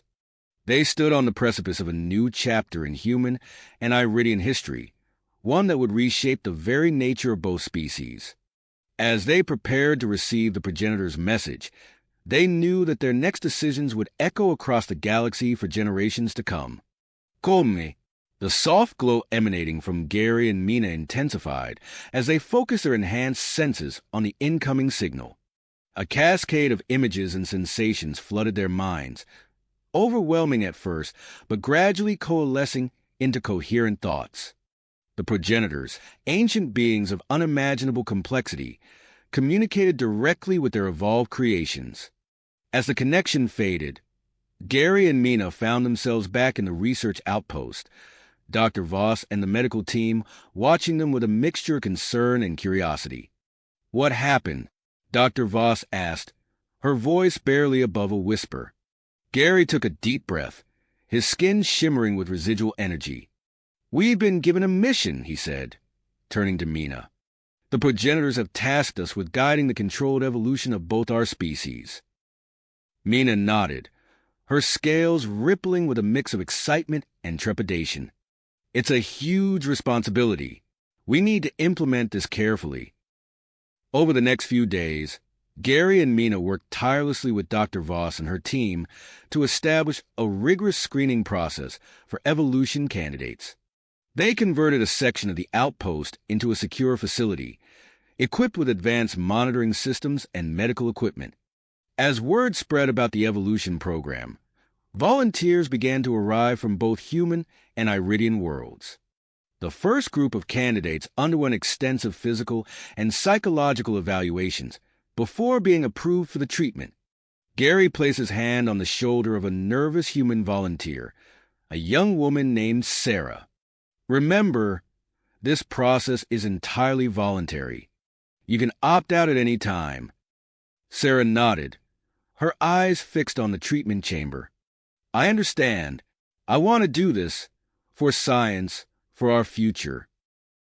Mina supervised the treatment of our Iridian male, her empathic abilities allowing her to monitor his stress levels throughout the process. As the chamber hummed to life, she felt a surge of anxiety from the volunteer. Relax, Sevrak, she said softly, her voice carrying a calming resonance. Your body knows what to do. Trust in the process. Days turned into weeks as the first group of candidates underwent their evolution. The outpost buzzed with activity as scientists from both species worked together, documenting every change and analyzing vast amounts of data. Dr. Voss approached Gary and Mina, her face alight with excitement. The results are astounding, she said, pulling up holographic displays of the candidates' physiological changes. Enhanced strength, accelerated healing, heightened sensory perception, and that's just the beginning. As the program progressed, Admiral Hawthorne and High Counselor Ziwaxera arrived to observe firsthand. They watched from an observation deck as a recently evolved human demonstrated his new abilities, lifting a weight that would have been impossible before. Impressive, Admiral Hawthorne muttered, his brow furrowed. But I can't help but worry about the potential consequences. What if this creates a divide between the evolved and non-evolved? Gary stepped forward, his expression serious. We've implemented strict safeguards to prevent misuse of these abilities. Our goal is to bridge the gap between our species, not create new divisions. High Counselor Zixera's scales shimmered with a mix of emotions. And what of our unique identities? Will we lose what makes us Iridian or human? Mina placed a reassuring hand on the counselor's arm. Evolution doesn't mean erasure. We're enhancing what's already there, not replacing it. As the leaders debated the implications, alarms blared throughout the facility. Dr. Voss rushed into the room, her face pale. We're picking up a transmission. Senator Graves and Elder Zaxuar are broadcasting across both our territories. They gathered around a view screen, watching as the two opposition leaders launched into an impassioned speech. Senator Graves, his voice dripping with terrifying anger, warned of the dangers of playing God with their genetic heritage. Elder Zaxuar followed, his scales a turbulent mix of colors as he spoke of preserving the purity of Iridian bloodlines. As the broadcast continued, reports began flooding in of protests erupting on several worlds. The outpost communication channels lit up with messages from concerned citizens and angry demonstrators. Gary and Mina exchanged a determined look. We need to show them, Gary said, his voice firm. Not tell them, but show them what this evolution truly means. Mina nodded, her scales rippling with perseverance. A public demonstration, something that can't be misconstrued or twisted by propaganda. Within hours, they were aboard a ship bound for Nexus Prime, a neutral world recently devastated by massive tectonic shifts. As they approached the planet, the extent of the destruction became clear. Entire cities lay in ruins, with millions displaced and in desperate need of aid. Gary guided their ship through the turbulent atmosphere, his enhanced connection to the craft allowing him to navigate the treacherous conditions with unprecedented precision. They touched down in what was once the planet's capital, now a maze of collapsed buildings and makeshift shelters. As they stepped out, the air thick with dust and desperation, Gary and Mina felt the weight of countless lives hanging in the balance. They exchanged a silent nod, their hybrid features glowing with dedication, and moved into the heart of the devastation to begin their work. The devastation before them was staggering, But Gary and Mina knew their evolved abilities could make a real difference.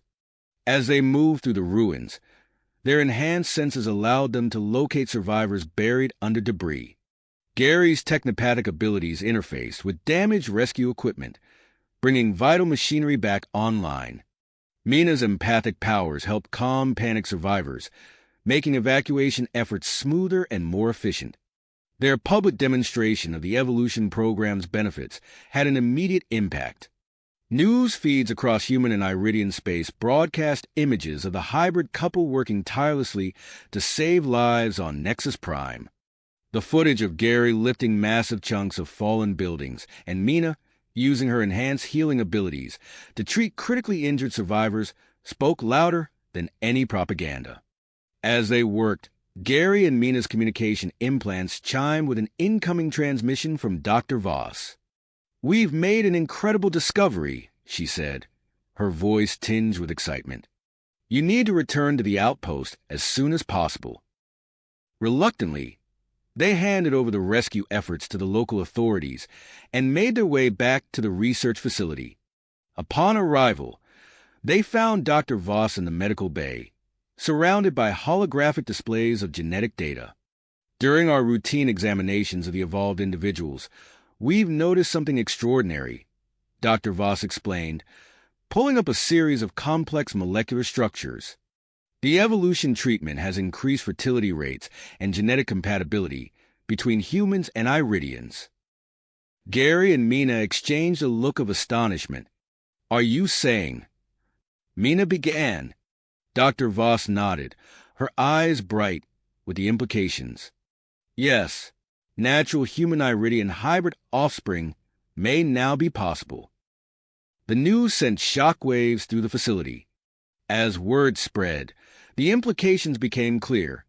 This development could accelerate the convergence of human and Iridian species far beyond what anyone had anticipated.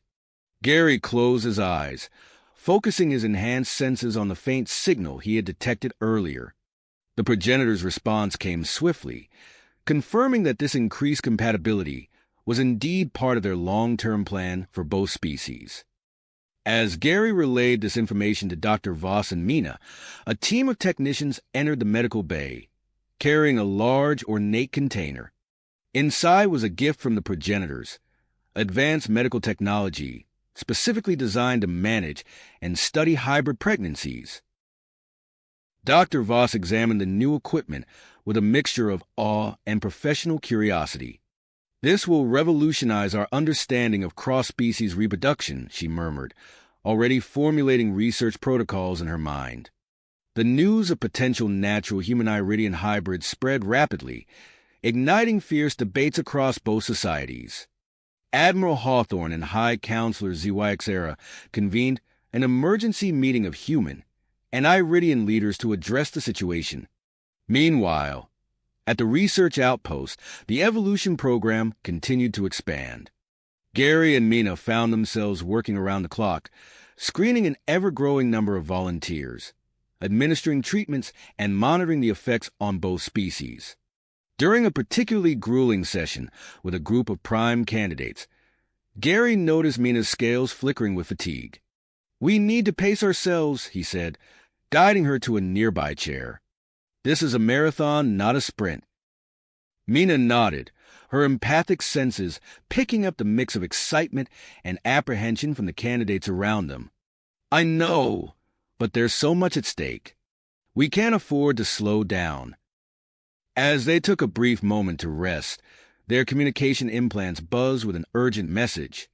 Senator Graves and Elder Zaxuar had launched a coordinated media campaign, denouncing the evolution program as a threat to the genetic purity of both species. "They're arguing that we're going to cause the extinction of humans and Iridians as distinct races," Gary said, his voice tight with frustration. Mina's scales rippled with persistence. "We need to counter their propaganda with facts. Show people the truth about what we're doing here." Together, they devised a public education initiative. Over the next few weeks, they traveled to key worlds in both human and Iridian space, giving presentations on the benefits of controlled evolution and addressing concerns about species preservation. Their efforts helped calm some fears, but tensions remained high in many regions. As they returned to the outpost after a particularly contentious forum on a human colony world, they received news that would change everything. Dr. Voss greeted them at the landing pad, her face beaming. "It's happened," she said breathlessly. "We have confirmation of the first human Iridian hybrid pregnancy." The announcement sent shockwaves through the galactic community. Medical experts and ethicists from various species began arriving at the outpost to observe and consult on the unprecedented gestation. As the scrutiny on their work intensified, so did the security concerns. Admiral Hawthorne deployed additional forces to protect the facility and its inhabitants from potential attacks by extremist groups. Despite these precautions, Gary's enhanced technopathic abilities detected an intrusion in the outpost's lower-level computer systems. "We have saboteurs," he warned, immediately alerting security. Mina's empathic powers proved crucial as they coordinated with the security forces to track down the intruders. Her ability to sense emotions allowed them to locate hidden enemies and prevent casualties on both sides. As they cornered the last of the saboteurs, a cornered human agent snarled at them. "You're destroying everything that makes us unique. Graves and Zaxuar will stop you." The foiled sabotage attempt served as a wake-up call. Gary and Mina worked with Admiral Hawthorne and High Counselor Zwiaxera to implement stricter security protocols and background checks for all personnel involved in the project. As the situation at the outpost stabilized, Gary and Mina found themselves facing new challenges. The success of their work had attracted attention from beyond their immediate sphere of influence. A message arrived from a reclusive species known as the quantum architects, beings renowned for their mastery of advanced physics and dimensional engineering. They requested a meeting with Gary and Mina to discuss incorporating evolution techniques into long-term galactic development plans. As Gary and Mina prepared for this potentially game-changing meeting, they received an urgent communication from the progenitors. The ancient being's message was cryptic, but clear in its urgency. A new threat was emerging, one that could jeopardize not only the future of humans and Iridians, but the stability of the entire galaxy. Gary turned to Mina, his expression grave. "We have a choice to make," he said, his voice low. "Do we proceed with the quantum architects, or do we focus on this new threat?" Mina's scales shimmered with the weight of a decision. "Whatever we choose," she said, taking Gary's hand, "we face it together." As they stood on the precipice of this momentous decision, alarms began to blare throughout the outpost. Dr. Voss burst into the room, her face pale with shock. "You need to see this," she said, activating a nearby view screen. The image that appeared would change the course of their mission, and perhaps the fate of the galactic realm itself. The image on the console sent a chill through Gary and Mina. It showed a group of evolved individuals, their features distorted by uncontrolled genetic modifications, causing chaos in one of the outpost's lower levels. "It's Marcus Thorne and Zelovix," Dr. Voss said, her voice tight with concern. "They've been conducting unauthorized experiments." Gary's eyes hardened. "We need to contain this situation immediately." As alarms blared throughout the facility, Gary and Mina sprang into action. They raced through the corridors, their enhanced abilities allowing them to move within human speed and agility. Upon reaching the affected area, they found a scene of pandemonium. Evolved subjects with unstable mutations lashed out at security personnel, their bodies warped by unchecked genetic alterations. Mina's empathic senses were overwhelmed by the fear and confusion emanating from both the mutated individuals and the outpost staff. She focused her abilities, projecting a calming influence to help defuse the situation. Gary interfaced with the outpost systems, activating emergency containment protocols. Force field barriers sprang to life, isolating the affected areas and preventing further spread of the chaos. As they worked to restore order, Admiral Hawthorne's voice crackled over their communication implants. "We've initiated a full lockdown. What's your status?" "We're containing the situation," Gary replied, his voice strained as he mentally grappled with the outpost security systems. But Thorne and Zelovix are nowhere to be seen. Mina, using her empathic abilities to locate stragglers, suddenly tensed. "Gary, I sense a group moving towards the hangar bay. It's them. They're trying to escape." They raced to intercept, but arrived just in time to see an experimental ship, its hull shimmering with advanced cloaking technology, lifting off from the landing pad. "Damn it!" Gary smacked his fist against the hangar bay door. "They're getting away with some of their followers." High Counselor Zuwaxera joined them, her scales flickering with a mix of anger and concern. "We must pursue them immediately. The damage they could cause with their unstable mutations is unthinkable." As the outpost security teams worked to round up the remaining members of the Ascended faction, Gary and Mina huddled with Admiral Hawthorne and Dr. Voss to plan their next move. "I've been analyzing the data from their experiments," Dr. Voss said, pulling up holographic displays of complex genetic structures. "The modifications they've made are incredibly dangerous. Without proper stabilization, their DNA could literally tear itself apart." Gary nodded grimly. "We need to track them down before that happens. Not just for their sake, but for the safety of everyone they might come into contact with." Admiral Hawthorne stepped forward, his face set with persistence. "I'm assembling a joint human-Iridian task force. We'll pursue Thorne and Zelovix wherever they've gone." As preparations for the pursuit got underway, Dr. Voss approached Gary and Mina with a sleek, handheld device. "I've been working on this based on some of the progenitor tech we've studied. It's a portable genetic stabilizer. If we can get close enough to use it on the Ascended, we might be able to reverse their dangerous mutations." Mina took the device, her scales shimmering with a mix of hope and apprehension. "Let's pray we're not too late." Within hours, a fleet of ships was ready to depart. Gary and Mina boarded the lead vessel, their unique abilities making them essential to the mission's success. As they prepared for launch, Gary reached out with his technopathic senses, interfacing with the ship's advanced systems.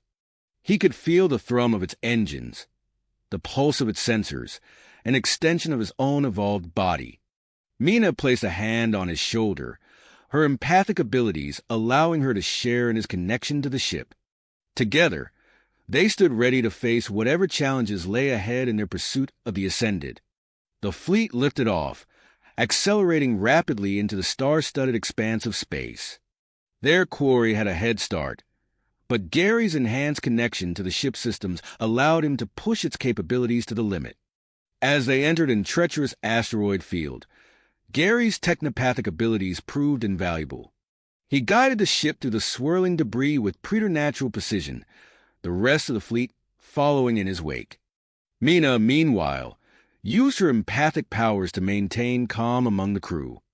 The tense pursuit and dangerous maneuvers had nerves on edge, but her soothing influence helped keep everyone focused on the task at hand. Emerging from the asteroid field, they encountered a volatile nebula crackling with energy discharges. Gary interfaced directly with the ship's shields, fine-tuning them to deflect the unpredictable bursts of radiation.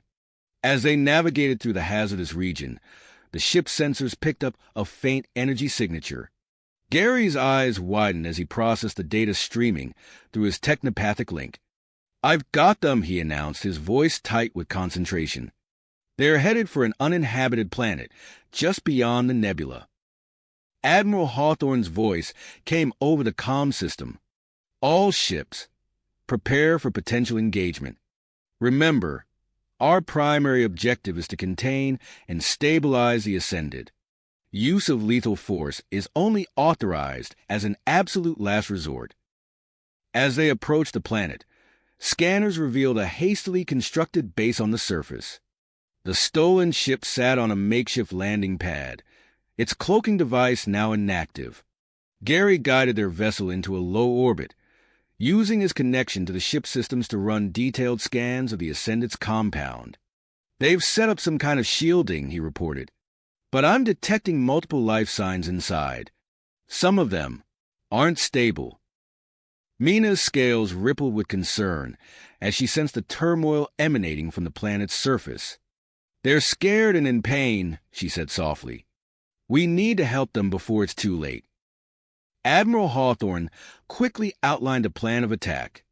Gary would lead a team to disable the base's defenses, while Mina would coordinate with a group of empaths to locate and evacuate any unstable test subjects. As they prepared to descend to the planet's surface, Gary and Mina exchanged a look of shared dedication. Whatever challenges lay ahead, they would face them together, for the sake of both their species and the future they had worked so hard to build. Create. As the fleet descended towards the planet's surface, Gary and Mina's minds raced with possibilities. The genetic stabilizer Dr. Voss had provided felt heavy in Mina's hand, a physical reminder of the delicate task ahead. The landing was swift and precise, with Gary's technopathic abilities guiding their ship to a secure location just outside the Ascendant's compound.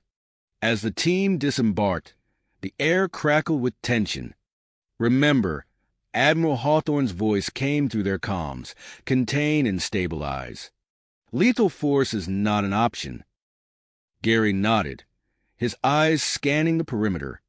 "I'm detecting multiple energy signatures. Their defenses are more advanced than we anticipated." Mina closed her eyes, reaching out with her empathic senses. "I can feel them. They're in pain, confused. We need to move quickly." The team split into two groups. Gary led the first towards the compound's main power source, his technopathic abilities allowing him to interface with and disable the security systems. Mina coordinated with the empaths, using their combined abilities to locate and calm the unstable test subjects. As they progressed, they encountered several of the Ascended. Their bodies were twisted, warped by uncontrolled mutations. Gary felt a pang of guilt. These were the consequences of their work, taken to dangerous extremes.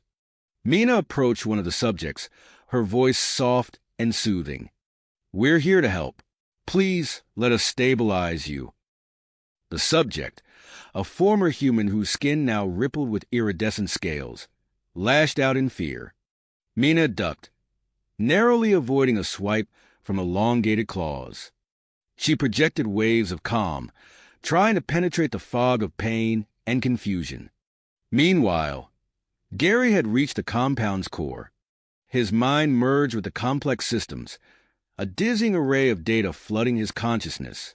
He began the delicate process of shutting down the defenses without triggering any fail-safes. Suddenly, an alarm blared.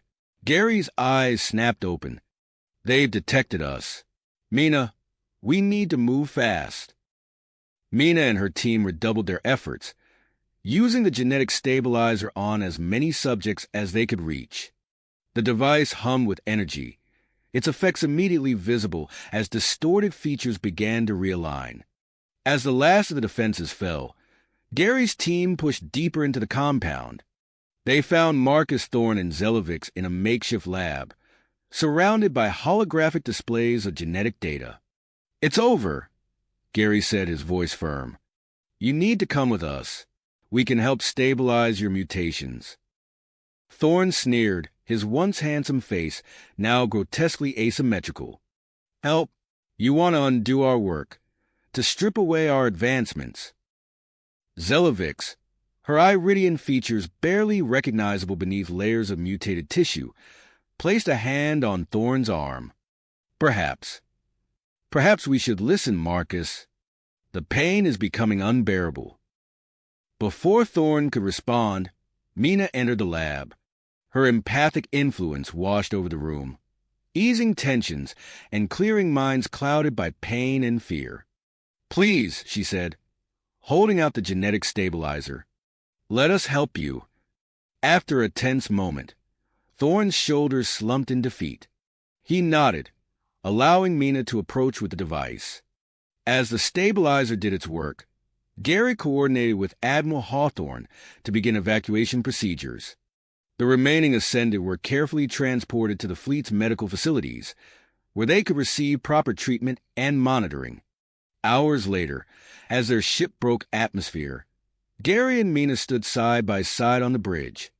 They watched the planet recede, both lost in thought about the events that had transpired and the challenges that lay ahead. Their return to the research outpost was met with a mixture of relief and apprehension. The incident with the Ascended had shaken the confidence of many in the evolution program.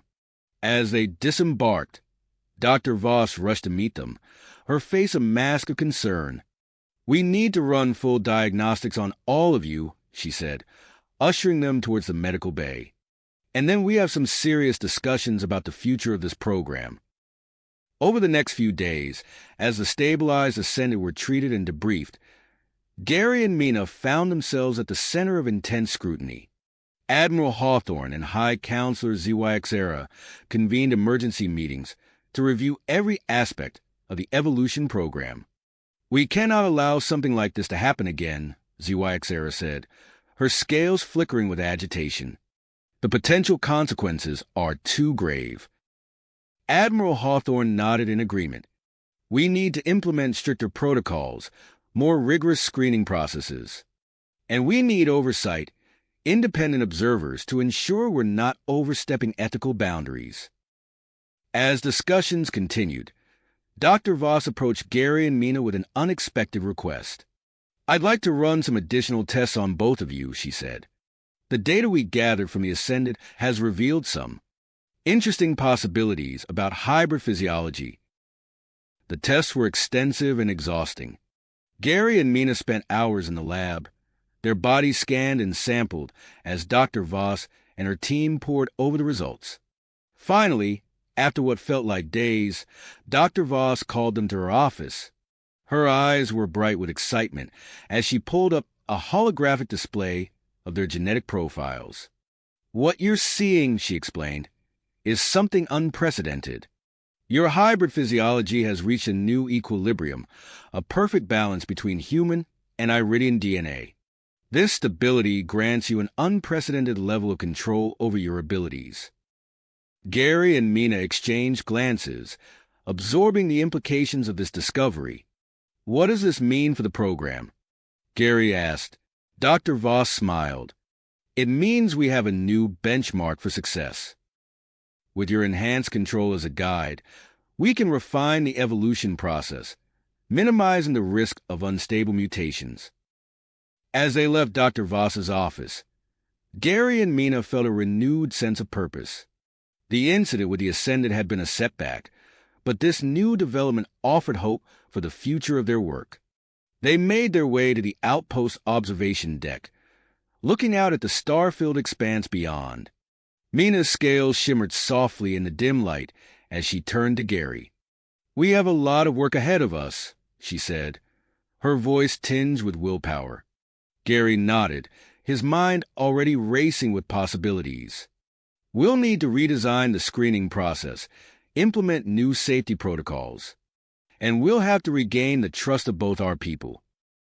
As they stood there, contemplating the challenges and opportunities that lay before them, an alert chimed on Gary's comm device. He accessed the message, his eyes widening as he read its contents. "It's from the quantum architects," he said, turning to Mina. "They want to meet with us. Apparently, they've been monitoring the situation with the Ascended, and they're interested in collaborating on future evolution projects." Mina's scales rippled with a mix of excitement and apprehension. "This could change everything," she said softly. Gary nodded, his expression serious. "For better or worse, we'll need to proceed carefully." As they prepared to respond to the quantum architect's message, neither of them could shake the feeling that they were standing on the brink of something monumental. The evolution program was about to enter a new phase, one that would test their abilities, their ethics, and their vision for the future of both their species. The possibilities seemed endless. But before Gary could respond to the quantum architect's message, his comm device chimed again. This time, it was an urgent transmission from Admiral Hawthorne. Gary's face paled as he listened to the message. "Mina, we need to go back to the research outpost immediately. The hybrid child, She's been born prematurely. Without hesitation, they rushed to their ship, Gary's technopathic abilities allowing for a swift departure. As they sped through space, Mina reached out with her empathic senses, trying to gauge the situation at the outpost. "I can feel their anxiety," she said, her scales rippling with concern. "The medical team is working intensely." Upon arrival, they were met by a visibly exhausted Dr. Voss. "Thank goodness you're here," she said, leading them to the medical bay. "The child's accelerated development has presented us with unique challenges." Through the observation window, Gary and Mina saw the newborn hybrid for the first time. The infant girl lay in a specialized incubator, her tiny body a fascinating blend of human and Iridian features. Her skin had a faint iridescent sheen and small, developing scales were visible along her arms. Dr. Voss explained, "Her genetic makeup is unlike anything we've seen before. We're having to adapt our care protocols in real time." As news of the birth spread, the research outpost became a hive of activity. Security measures were heightened, with Gary personally overseeing the implementation of advanced safeguards to protect the child and her parents. Mina used her empathic abilities to soothe the newborn, establishing a gentle psychic connection. "She's strong," Mina said, her voice filled with wonder. "I can sense her awareness growing by the moment." While the medical team focused on the infant's care, Gary and Mina found themselves pulled into urgent meetings with Admiral Hawthorne and High Counselor ZYXera. The birth of the hybrid child had sent shockwaves through both human and Iridian societies. "We're receiving reports of unrest in several sectors," Admiral Hawthorne said, his holographic image flickering with static. "Extremist groups are using this as a rallying point for their anti-evolution propaganda." High Counselor ZYXera's scales shimmered with agitation. "We must act quickly to control the narrative. This child represents the future of both our species." As they discussed strategies to address the growing tensions, a transmission from the quantum architects interrupted their meeting. The enigmatic beings expressed a keen interest in the hybrid child and offered to share advanced medical technology to aid in her care. Gary and Mina exchanged glances, realizing that their planned mission to confront the collective and Void Weaver's convergence would have to be postponed. The safety and well-being of the newborn hybrid took precedence. Over the next few days, the research outpost became a focal point of galactic attention. Representatives from various species arrived, eager to witness this unprecedented event. Gary worked tirelessly to maintain security, using his technopathic abilities to create an impenetrable digital fortress around the outpost. Mina split her time between assisting the medical team and using her empathic powers to manage the heightened emotions of those at the outpost. Her ability to project calm proved invaluable as tensions rose. As the hybrid child's condition stabilized, Dr. Voss called Gary and Mina to her office. "We've made a fascinating discovery," she said, pulling up a holographic display of the infant's genetic structure. "The child's DNA shows signs of further evolution beyond what we've seen in either of you. It's as if the combination of your genetics has unlocked new potential." This revelation sparked intense debate among the scientific community present at the outpost. The implications for the future of the evolution program were staggering. Amidst the scientific fervor, High Counselor ZYXera approached Gary and Mina with a bold proposal. "We need a place where evolved individuals and hybrid families can thrive without fear of persecution," she said. "I'm proposing the establishment of a new colony world, specifically designed to meet their unique needs." The idea gained traction quickly, with moderate factions from both human and Iridian governments throwing their support behind the initiative. The quantum architects, intrigued by the potential of this new society, offered to share their advanced terraforming technology to aid in the colony's creation. As plans for the new colony world progressed, Gary and Mina found themselves at the center of a whirlwind of activity. They worked closely with Dr. Voss to adapt the evolution program, developing new protocols to account for the hybrid child's unique genetic makeup. Their days were filled with research, diplomatic meetings, and security briefings. Nights were spent in the medical bay, watching over the hybrid child as she grew at an astonishing rate. One evening, as they stood by the incubator, Mina's scales shimmered with a mix of emotions. "She's beautiful," she said softly, "but I can't help thinking about the challenges she'll face." Gary nodded, his mind racing with calculations and plans. "We'll make sure she has a world where she can thrive," he said, his voice filled with conviction. "And not just her, but all the evolved beings who come after." Their moment of reflection was interrupted by an urgent alert from the team of evolved operatives they had sent to investigate the collective and Void Weaver's convergence. The report they received sent a chill through both of them. "Massive energy buildup at the convergence point," Gary read aloud, his voice tense. "Potential for galaxy-wide consequences." Mina's scales rippled with concern. "We can't ignore this," she said. "But we can't leave the child unprotected either." They shared a look of understanding. The challenges ahead were immense, but they had faced impossible odds before. As they began to formulate a plan to address both the cosmic threat and the needs of the evolving hybrid population, they knew that the future of their work, and possibly the galaxy itself, hung in the balance. Balance. The challenges ahead were immense, but they had faced impossible odds before. As they began to formulate a plan to address both the cosmic threat and the needs of the evolving hybrid population, Gary and Mina knew that time was of the essence. Within hours, they had assembled a team of their most capable evolved operatives. The research outpost buzzed with activity as they prepared for their expedition to the convergence site. Dr. Voss worked tirelessly to ensure that the hybrid child would be well cared for in their absence, while Admiral Hawthorne and High Counselor ZYXera coordinated efforts to manage the political fallout of recent events.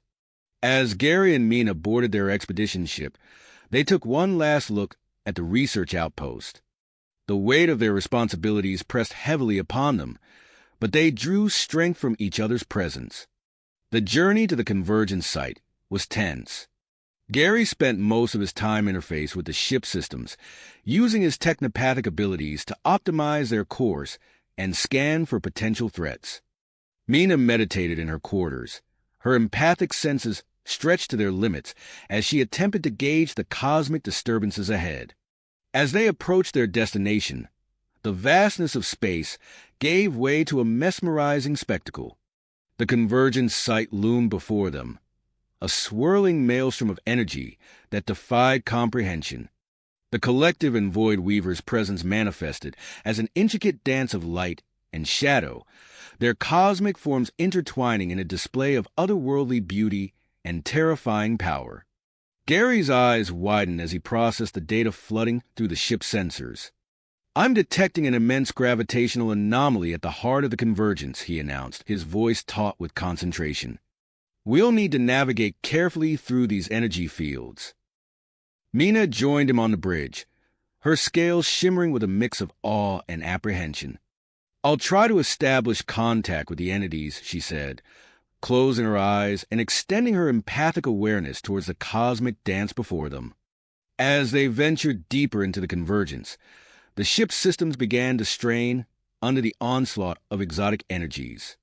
Gary's hands flew over the control panels, his technopathic abilities pushing the ship's capabilities to their limits. Suddenly, a massive energy surge engulfed the vessel. Alarms blared as systems failed across the board.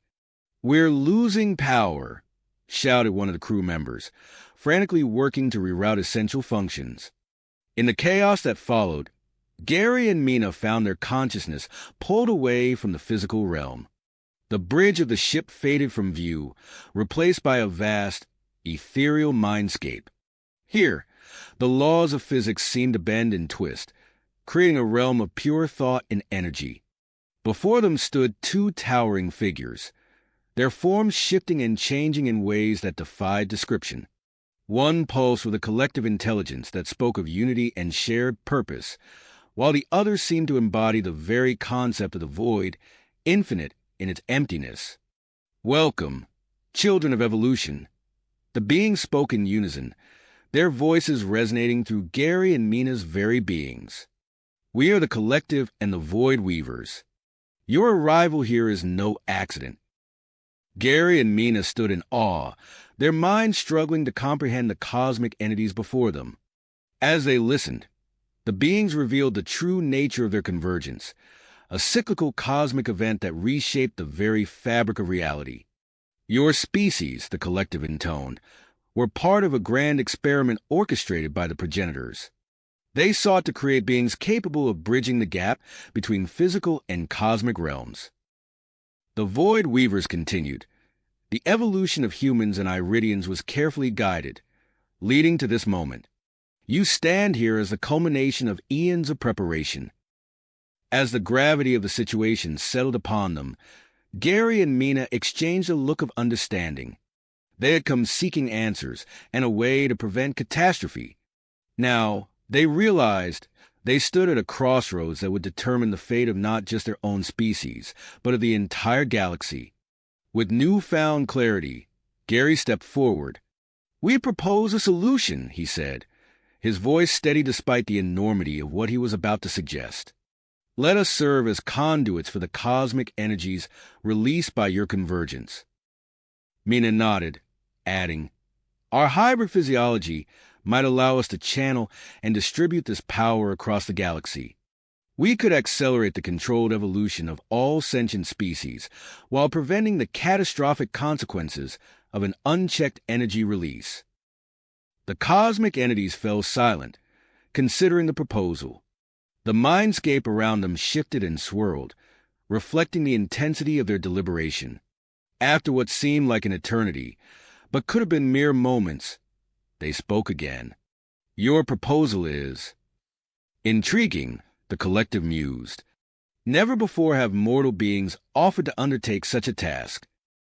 The Void Weavers added, "The risks are great, but so too is the potential. We accept your offer." As the reality of what they had committed to sank in, Gary turned to Mina. In this realm of pure thought and energy, their connection felt stronger than ever. No words were needed as they communicated their love, fear, and unwavering commitment to each other and the task ahead. The cosmic entities began to fade from view, their final words echoing through the mindscape. "Prepare yourselves, children of evolution. The convergence approaches its peak. The future of your galaxy now rests in your hands." As Gary and Mina's consciousness began to return to their physical bodies, they braced themselves for the monumental task ahead. The fate of countless worlds hung in the balance, and the true test of their evolved abilities was about to begin. You have reached the end of the story. If you enjoyed this story and want to support us, please leave a like and subscribe to our channel, and for every comment that says 88, I will heart every single one of them. Thank you for your time.